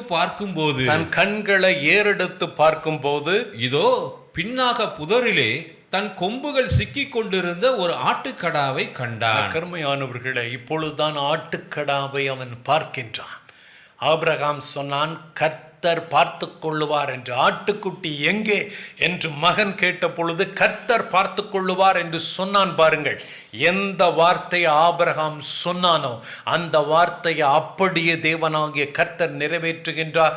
எந்த வார்த்தையை ஈசாக்கு விசுவாசித்தானோ பலிபீடத்தின் மீது கிடத்தப்பட்ட போதும், எனக்கு அருமையானவர்களே, தகன பலிக்கான ஆட்டுக்குட்டியை கர்த்தர் பார்த்து கொள்ளுவார் என்று என் தகப்பன் சொன்னபடியினால் நான் பலிபீடத்தின் மீது கிடத்தப்பட்டிருந்தாலும் தேவன் ஒரு ஆட்டுக்குட்டியை கொடுத்து அதைத்தான் என் தகப்பன் பலியிடுவார் என்பதை ஈசாக்கு மறைமுகமாக, எனக்கு அருமையானவர்களே, ஆண்டவராகிய கர்த்தருடைய வார்த்தையை அவனை பொறுத்தமட்டில் தீர்க்கமாக அந்த காரியத்தில் அவன் இருந்தபடியினால் ஆண்டவராகிய கர்த்தர் அப்படியே செய்கின்றார். பாருங்கள், இதோ பின்னாக புதரிலே ஒரு தன் கொம்புகள் சிக்கிக் கொண்டிருந்த ஒரு ஆட்டுக்கடாவை கண்டான். அப்பொழுது ஆபிரகாம் போய் கடாவை பிடித்து அதை பிடித்து அதை தன் குமாரனுக்கு பதிலாக தகன பலியிட்டான். கருமையானவர்களே, இப்பொழுது பலிபீடத்தின் மீது கிடத்தப்பட்ட மகனை கீழே இறக்கிருப்பான்.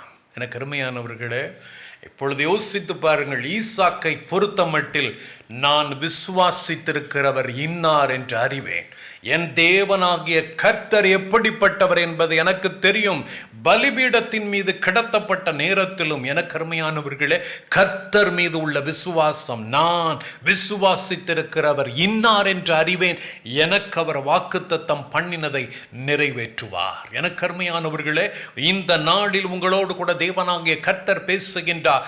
உங்கள் பிள்ளைகள், எனக்கு அருமையானவர்களே, வந்து கேட்கலாம், ஐயோ நம்மிடத்தில் இது இல்லையே என்று சொல்லுவார்கள். சில வேளைகளில் பிள்ளைகள் திருமண வயது வரக்கூடிய நேரத்தில் பிள்ளைகள் சொல்லுவார்கள், அம்மா தப்பா திருமணத்திற்கான எல்லா காரியமும் நீங்கள் ஆயத்தப்படுத்தி இருக்கிறார், ஆனால் திருமணத்திற்கென்று ஏகப்பட்ட செலவாகுமே, நீங்கள் என்ன செய்வீர்கள்? நம்மிடத்தில் பணமில்லை, வசதி இல்லை, ஒரு சொந்த வீடு கூட நமக்கு இல்லையே. எனக்கு அருமையானவர்களே, ஒன்றும் இல்லாவிட்டாலும் கர்த்தர் உங்களோடு கூட இருக்கும் பொழுது, எனக்கு அருமையானவர்களே, தேவனாகிய கர்த்தர் உங்களுக்கென்று செய்யக்கூடிய காரியத்தை பாருங்கள். ஆண்டவரை விசுவாசியுங்கள். பிள்ளைகளுக்கு நீங்கள் சொல்லக்கூடிய வார்த்தை, என் மகனே மகளே, நீ கவலைப்படாத, ஆண்டவர் உனக்காக, தேவன் எல்லாவற்றையும் உனக்காக செய்வார், பார்த்து கொள்ளுவார் என்று நீங்கள் விசுவாசிப்பீர்கள் என்றால் தேவனாகிய கர்த்தர் அப்படியே செய்வார் என்பதில் எந்த விதமான சந்தேகமும் கிடையாது. பலிபீடத்திலிருந்து ஈசாக்கு இறக்கிவிடப்படும் பொழுது, எனக்கு அருமையானவர்களே, இது ஆபிரகாம் எதிர்பார்க்கல, ஆபிரகாமும் எதிர்பார்க்கவில்லை. எனக்கு அருமையானவர்களே, ஆபிரகாம் எதிர்பார்க்கவில்லை தன் மகனை இந்த இடத்துல தன் மகனுக்கு பதிலாக நான் ஆட்டுக்கடாவை பலியிடுவேன் என்று ஆபிரகாமுக்கு தெரியாது. என் மகனை பலியிடுவேன், அவனை உயிரோடு கூட ஆண்டவர் எழுப்பி தருவார், நாங்கள் திரும்பி எங்கள் வேலைக்காரிடத்தில் திரும்பி போவோம் என்று அவன் நினைத்தான். ஆனால் அவன் விசுவாசித்த காரியம், ஈசாக்கினிடத்தில் உன் சந்ததி விளங்கும் என்று ஆண்டவர் சொன்னபடியினால் இப்படித்தான் செய்வார் என்று ஆபிரகாம் நினைத்தான். ஆனால் ஆபிரகாம் தன்னை அறியாமல் சொன்ன ஒரு வார்த்தை, கர்த்தர் பார்த்து கொள்ளுவார் என்கின்ற வார்த்தையை சொன்னான். பாருங்க, எனக்கு அருமையானவர்களே, ஆபிரகாம் சொன்ன ஒரு வார்த்தை, தன் மகனுக்கு சொன்ன ஒரு வார்த்தை, ஆண்டவராகிய கர்த்தர் அதை கனப்படுத்தும் வண்ணமாக ஆண்டவராகிய கர்த்தர் தகனபலிக்கான ஆட்டுக்குட்டியை கர்த்தர் பார்த்து கொள்ளுவார் என்று தகப்பன் சொன்னதை தேவனாகிய கர்த்தர் அப்படியே நிறைவேற்றும் பொழுதுதான் தகப்பனுக்கும் மகனுக்கும் ஒரு பெரிய சந்தோஷம். எனக்கு அருமையானவர்களே, ஆண்டவர் வாக்குத்தத்தம் பண்ணினார். ஈசாக்கினிடத்தில் உன் சந்ததி விளங்கும் என்று ஆண்டவர் வாக்குத்தத்தம் பண்ணினது எப்படி நடக்கின்றது என்பதை பாருங்கள். நான் விசுவாசித்திருக்கிறவர் இன்னார் என்று அறிவேன் என்று ஈசாக்கு பலிபீடத்திலிருந்து கீழே இறக்கிவிடப்பட்ட அந்த ஈசாக்கு இப்பொழுது நான் நினைக்கின்றேன் விசுவாசத்தில் ஆபிரகாமை விட ஒரு படி மேலே போயிருப்பான்.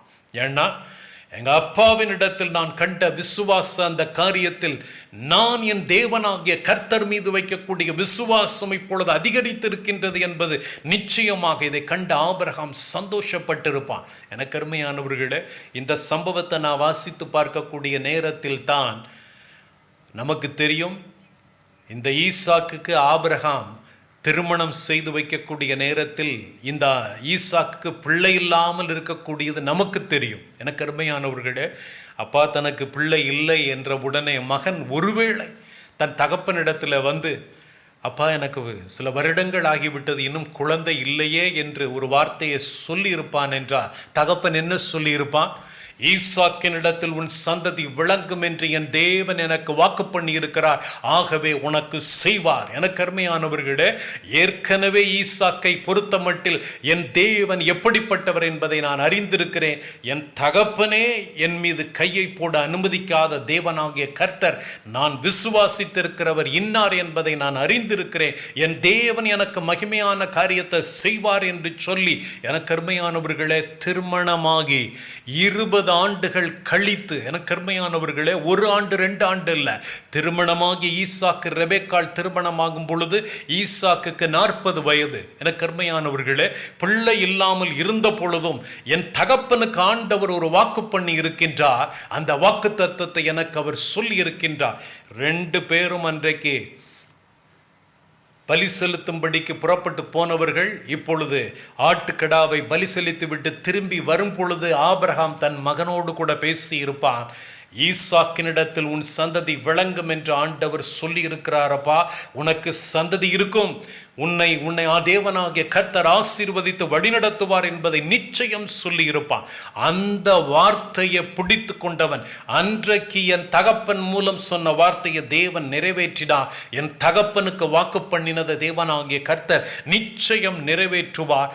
எனக்கு தேவனாகிய கர்த்தர் வயதானாலும் சரி, ஆண்டவராகிய கர்த்தர் எனக்கு ஒரு பிள்ளையை தருவார் என்று விசுவாசித்திருந்த அவனுக்கு விசுவாசத்தை கனப்படுத்தும்படிக்கு தேவனாகிய கர்த்தர் சரித்திரத்தில் முதலாவதாக 2 பிள்ளைகளை தேவனாகிய கர்த்தர் ஈசாக்குக்கு கொடுத்து அவனுடைய விசுவாசத்தை கனப்படுத்தினார். எனக்கு அருமையானவர்களே, ஆண்டவராகிய கர்த்தர் இந்த நாளில் நம்மோடு கூட பேச விரும்புகின்ற காரியம் என்னவென்றால், பெற்றோர்களே, நீங்கள் பேசக்கூடிய ஒவ்வொரு வார்த்தையும் ஆண்டவர் பார்த்து கொள்ளுவார்.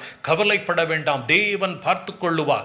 ஆண்டவராகிய கர்த்தர் இந்த தேவையை சந்திப்பார். ஆண்டவராகிய கர்த்தர் சந்திப்பார் என்று சொல்லி நீங்களும் உங்கள் பிள்ளைகளுமாக அமர்ந்து ஆண்டவராகிய கர்த்தரோடு கூட நெருக்கமாக இருக்க தொடங்குவீர்கள் என்றால் நீங்கள் உங்கள் பிள்ளைகளுக்கு சொல்லக்கூடிய கர்த்தருடைய வார்த்தையை அப்படியே நிறைவேற்றுவார் என்பதில் எந்த விதமான சந்தேகமும் கிடையாது. எனக்கு அருமையானவர்களே, உபாகமம் 6வது அதிகாரத்தில் ஆண்டவருடைய வார்த்தை என்ன சொல்லுகின்றது? பெற்றோர்களாகிய நமக்கு உபாகமம் 6வது அதிகாரத்தை எடுத்துக்கொள்ளுங்கள்.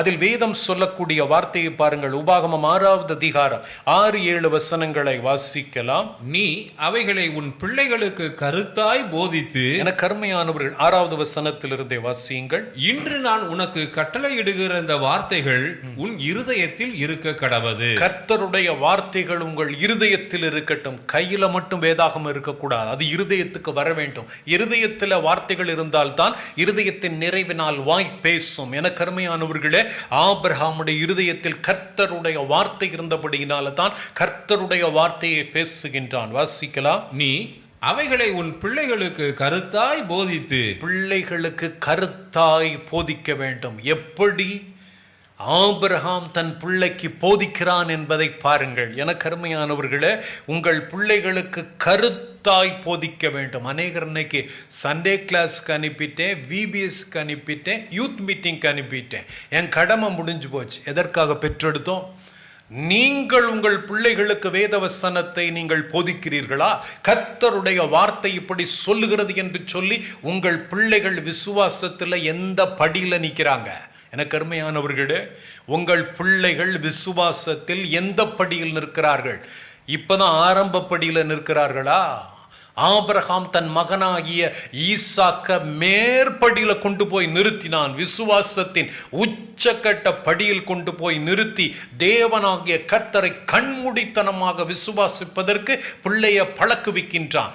வாசித்து பாருங்கள். உன் பிள்ளைகளுக்கு ஆண்டவராகிய கர்த்தருடைய விசுவாசத்தை குறித்து கருத்தாய் போதிக்க வேண்டும். வாசிங்கள். எப்படியெல்லாம் சொல்ல வேண்டுமா? வாசிக்கலாம். நீ அவைகளை உன் பிள்ளைகளுக்கு கருத்தாய் போதித்து நீ உன் வீட்டில் உட்கார்ந்திருக்கிற போதும், உன் வீட்டில் உட்கார்ந்திருக்கிற போதும், வழியில் நடக்கிற போதும், உட்கார்ந்திருக்கிற போதும், நடக்கிற போதும், படுத்துக் கொள்ளுகிற போதும், எனக்கு அருமையானவர்களே, படுக்கைக்கு போகும்போதும், எழுந்திருக்கிற போதும், எழுந்திருக்கிற போதும் அவைகளை குறித்து பேசி. நம்ம எதை குறித்து பேசுகின்றோம்? எனக்கு அருமையானவர்களே, மற்றவங்களை குறை பேசுறதே வழக்கமாக வைத்து கொண்டீர்கள்னா உங்க பிள்ளைங்க விசுவாசத்துல வளராது. உங்கள் பிள்ளைகள் விசுவாசத்துல வளராது. எனக்கு அருமையானவர்களே, ஆண்டவராகிய கர்த்தருடைய வார்த்தையை, ஆண்டவராகிய கர்த்தரை விசுவாசிக்கும்படிக்கு விசுவாச வார்த்தையை உங்கள் பிள்ளைகளுக்கு சொல்லுங்கள். எனக்கு அருமையானவர்கள், ஆண்டவருடைய வார்த்தையை உங்கள் பிள்ளைகளுக்கு நீங்கள் சொல்லுகிறீர்களா? கர்த்தருடைய வார்த்தையை உங்கள் பிள்ளைகளுக்கு நீங்கள் சொல்லுகிறீர்களா? அல்லது நீங்கள் உங்கள் பிள்ளைகள் ஒவ்வொன்றையும் கவனிக்கிறார்கள்? எப்படி ஆபிரகாம ஒவ்வொரு காரியத்திலும் எங்க அப்பா என்ன பேசுறாரு, வேலைக்காரங்கிட்ட எங்க அப்பா எப்படி நடக்கிறார், என்கிட்ட எப்படி பேசுறார், எல்லாவற்றையும் கவனிக்கின்றான் ஈசாக்கு. உங்கள் பிள்ளைகளும் மற்றவங்ககிட்ட நீங்க எப்படி பேசுறீங்க, நீங்க குடும்பத்தில் எப்படி பேசுறீங்க? எனக்கு அருமையானவர்களே, உங்களுடைய வாயின் வார்த்தைகளும் செயல்களும் உங்கள் பிள்ளைகளால் கவனிக்கப்படுகின்றன என்பதை கவனத்திலே கொள்ளுங்கள். எனக்கு அருமையானவர்களே, உங்கள் பிள்ளைகளுக்கு நீங்கள் சொல்லக்கூடிய வார்த்தை என்ன, ஆண்டவர் பார்த்து கொள்ளுவார். எனக்கு அருமையானவர்களே, ஆண்டவராகிய கர்த்தர் உனக்கு உதவி செய்வார். ஒரு முறை என்னிடத்தில் படித்த ஒரு மாணவன், நான் ஆசிரியராக இருந்த பொழுது என்னிடத்தில் படித்த ஒரு மாணவன், அவன் எக்ஸாம் எழுதின நேரத்தில் அவன் அநேக சப்ஜெக்டில் ஃபெயில் ஆகி மிகுந்த வேதனையோடு கூட அவன் இருந்த நேரத்தில் நான் அவனிடத்தில் சொன்னேன், நீ ஒன்றும் கவலைப்படாதப்பா, நம்மை படைத்த தெய்வம் நமக்கு உதவி செய்வார்.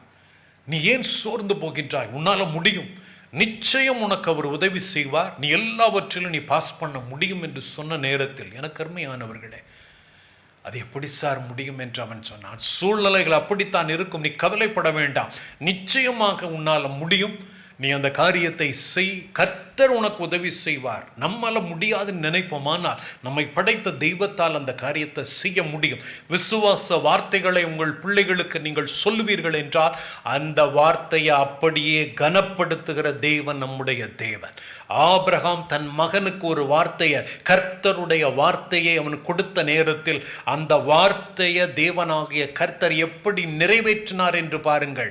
ஆபிரகாமை தடுத்து நிறுத்தி, பலியிட வேண்டாம், பிள்ளையாண்டான் மேல் உன் கையை போடாதே என்று தடுத்து நிறுத்தி, நீ உன் மகனுக்கு சொன்ன அந்த வார்த்தையை நான், என்னுடைய வார்த்தையை நான் நிறைவேற்றட்டும் என்று சொல்லி தேவன் அந்த காரியத்தை நிறைவேற்றுகின்றார்.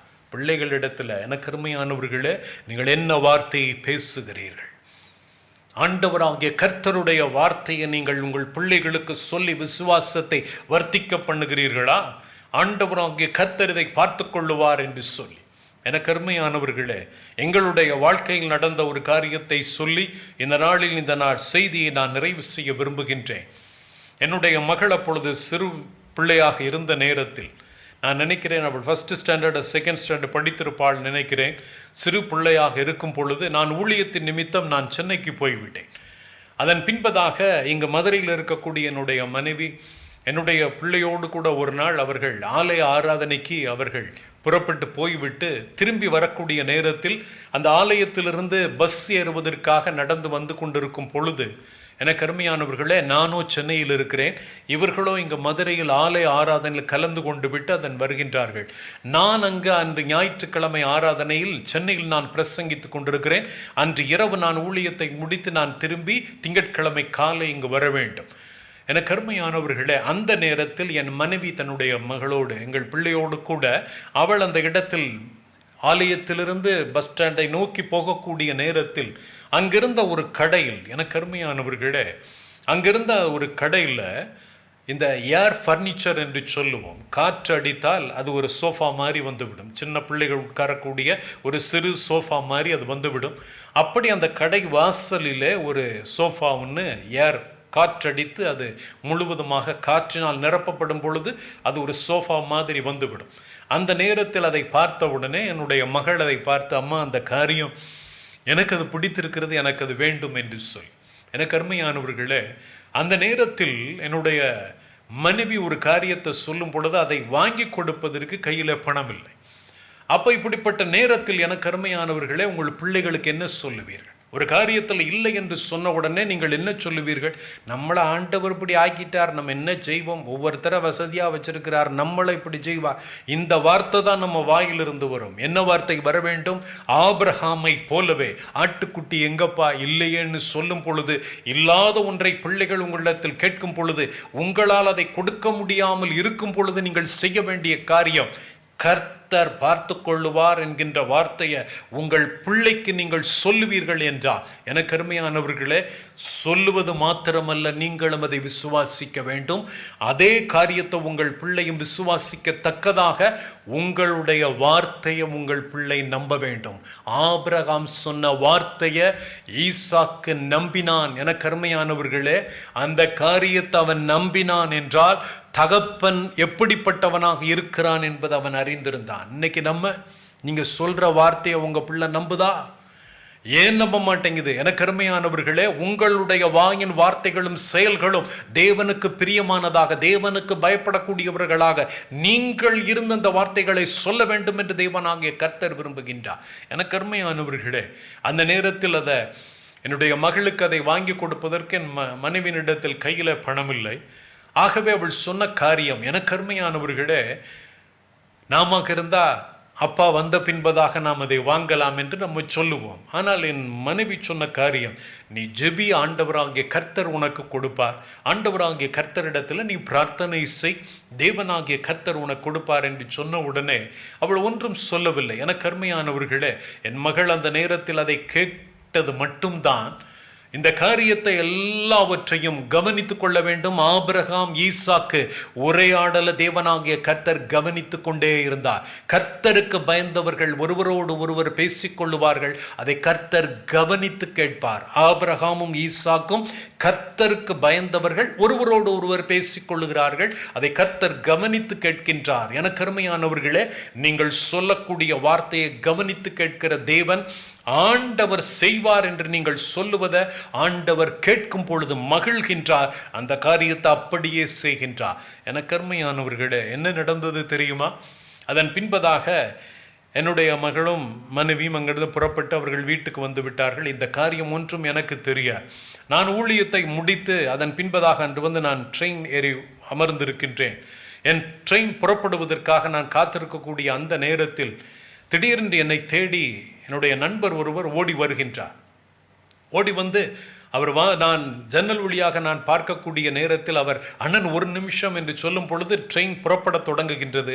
என்னிடத்தில் ஒரு சின்ன ஒரு பாக்ஸை என் கரத்தில் கொடுத்து அவர் சொல்கின்றார், அண்ணன் இது உங்களுடைய பிள்ளைக்காக நான் ஒரு கிஃப்ட் வாங்கியிருக்கிறேன், இதை வைத்துக் கொள்ளுங்கள், உங்கள் மகளுக்கு கொடுங்கள் என்று சொல்லிவிட்டார். ட்ரெயின் புறப்பட்டு போய்விட்டது. எனக்கு என்னவென்று தெரியாத ஒரு சின்ன ஒரு பாக்ஸ் தான் அது. எனக்கு அருமையானவர்களே, நான் அதன் பின்பதாக அன்றைக்கு இரவு ஊழியத்தை முடித்து நான் வந்திருந்தபடியினால் களைத்து போயிருந்தேன்.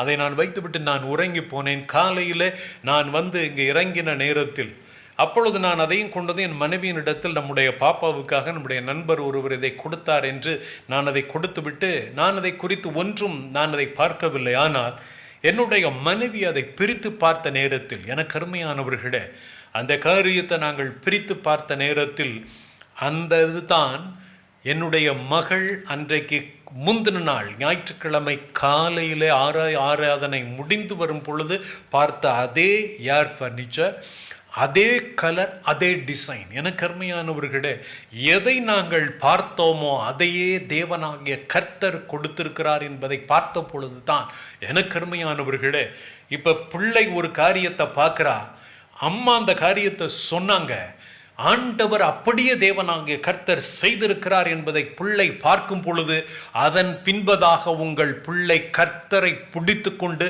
கர்த்தரிடத்தில் நான் கேட்டால் என் தேவனாகிய கர்த்தர் இதை செய்வார் என்று சொல்லி பிள்ளைகளுக்கு தேவனாகிய கர்த்தர் மீது உள்ள விசுவாசம் அதிகரிக்க தொடங்கும்.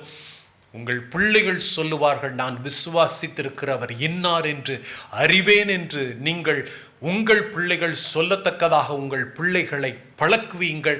ஆண்டவராகிய கர்த்தர் உங்கள் பிள்ளைகள் வாழ்க்கையில் மகிமையான காரியத்தை தேவனாகிய கர்த்தர் செய்வார். எனக்கு அருமையானவர்களே, எந்த காரியமானாலும் ஆண்டவர் சொல்லுகிறார், பிள்ளைகளுக்கு சொல்லுங்கள், கர்த்தர் பார்த்து கொள்ளுவார். இந்த பிரச்சனை இருக்கின்றதா, கர்த்தர் பார்த்து கொள்ளுவார். இந்த காரியத்தில் தேவை இருக்கின்றதா, கர்த்தர் பார்த்து கொள்ளுவார். எல்லா காரியத்துக்கும் என் தேவன் பார்த்து கொள்ளுவார் என்கின்ற வார்த்தையை பிள்ளைகளுக்கு சொல்லி பிள்ளைகளை விசுவாசத்தில் வளர்ப்பீர்கள் என்றால், நீங்கள் சொன்ன வார்த்தையை தேவனாகிய கர்த்தர் அப்படியே நிறைவேற்றி தம்முடைய மகிமையை வெளிப்படுத்தும் பொழுது உங்களுக்கு சந்தோஷமும் மகிழ்ச்சியும் உண்டாகும். கண்களை மூடி ஆண்டவராகிய இயேசுவானவரை நோக்கி பார்க்கலாம். இந்த நாளிலும் ஆண்டவராகிய கர்த்தர் ஆபிரகாம் மட்டுமல்ல, ஆபிரகாமுடைய குமாரனாகிய ஈசாக்கினுடைய விசுவாசத்தை குறித்தும் தேவனாகிய கர்த்தர் மறைமுகமாக சொல்லி இருக்கிற காரியம், சகைவை பார்த்து சொன்னார், இவனும் ஆபிரகாமுக்கு குமாரனாய் இருக்கிறானே. விசுவாச மார்க்கத்தார்கள் எவர்களோ அவர்கள் தேவன் ஆண்டவராகிய கர்த்தருடைய வார்த்தை சொல்லுகிறது ஆபிரகாமின் பிள்ளைகள் என்று. விசுவாச மார்க்கத்தார் சொல்லப்படுவார்களாக, அழைக்கப்படுவார்களாக என்று. இந்த நாளிலும் ஆண்டவராகிய கர்த்தர் நம்மிடத்தில் தேவனாகிய கர்த்தர் எதிர்பார்க்கக்கூடிய காரியம், உங்கள் பிள்ளைகளுக்கு கர்த்தருடைய வார்த்தையை சொல்லுங்கள். அவர் நமக்காக எல்லாவற்றையும் செய்வார். தேவன் எல்லாவற்றையும் பார்த்து கொள்ளுவார். தேவன் எல்லாவற்றையும் சந்திப்பார். மகிமையான காரியத்தை செய்வார் என்று சொல்லி பிள்ளைகளுக்கு விசுவாசத்தை வர்த்திக்க பண்ணும்படிக்கு பிள்ளைகளை நீங்கள் வேத வசனத்தை பிள்ளைகளுக்கு போதியுங்கள், கருத்தாய் போதியுங்கள். பிள்ளைகளுக்கு உட்காரும் பொழுது, நடக்கும் பொழுது, படுக்கும் பொழுது, எழுந்திருக்கும் பொழுது விசுவாச வார்த்தைகளை பிள்ளைகளுக்கு சொல்லுங்கள். பிள்ளைகள் விசுவாசித்து தேவனுடைய மகிமையை பார்க்கட்டும். பரிசுத்த ஆவியானவரே, நீங்க கொடுத்த அந்த வேத வாக்கியங்களுக்கு நமக்கு நன்றி சொல்லுகின்றோம். இந்த நாளிலும் யாரெல்லாம் ஆண்டவரை, எந்தெந்த பெற்றோர்கள் எல்லாம் என் பிள்ளைகளுக்கு நான் என்ன பதில் சொல்லுவேன் என்று சொல்லி ஆண்டவரை கலங்கி நிற்கிற பிள்ளைகள், தேவைகளுக்காக கலங்கி நிற்கிற பிள்ளைகள், ஆண்டவரை இந்த வேளையில் என் பிள்ளைக்காக நான் என்ன செய்வேன் என்று சொல்லி கலங்கி இருக்கிற பிள்ளைகளுக்கு தேவனாகிய கர்த்தர் பெற்றோர்களுக்கு இந்த நாளில் நீ சொன்ன வார்த்தையை பரிசுத்த ஆவியானவரே தேவன் பார்த்து கொள்ளுவார் என்பதை விசுவாசிக்கட்டும். அதையே பிள்ளைகளுக்கு சொல்லட்டும். நீர் எல்லாவற்றையும் பார்த்து கொள்ளுகிறீர் என்பதை உம்முடைய பிள்ளைகள் தங்கள் வாழ்க்கையில் பார்க்கட்டும். சந்தோஷத்தையும் சமாதானத்தையும் கட்டளையிடும். இயேசு கிறிஸ்துவின் நாமத்தில் ஜெபிக்கிறோம் பிதாவே, ஆம். என் ஆத்துமாவே கர்த்தரை ஸ்தோத்திரி, என் முழு உள்ளமே அவருடைய பரிசுத்த நாமத்தை ஸ்தோத்திரி. என் ஆத்துமாவே கர்த்தரை ஸ்தோத்திரி, அவர் செய்த சகல உபகாரங்களையும் மறவாதே. ஆம். ஆண்டவர் உங்களை ஆசீர்வதித்து வழி நடத்துவாரா.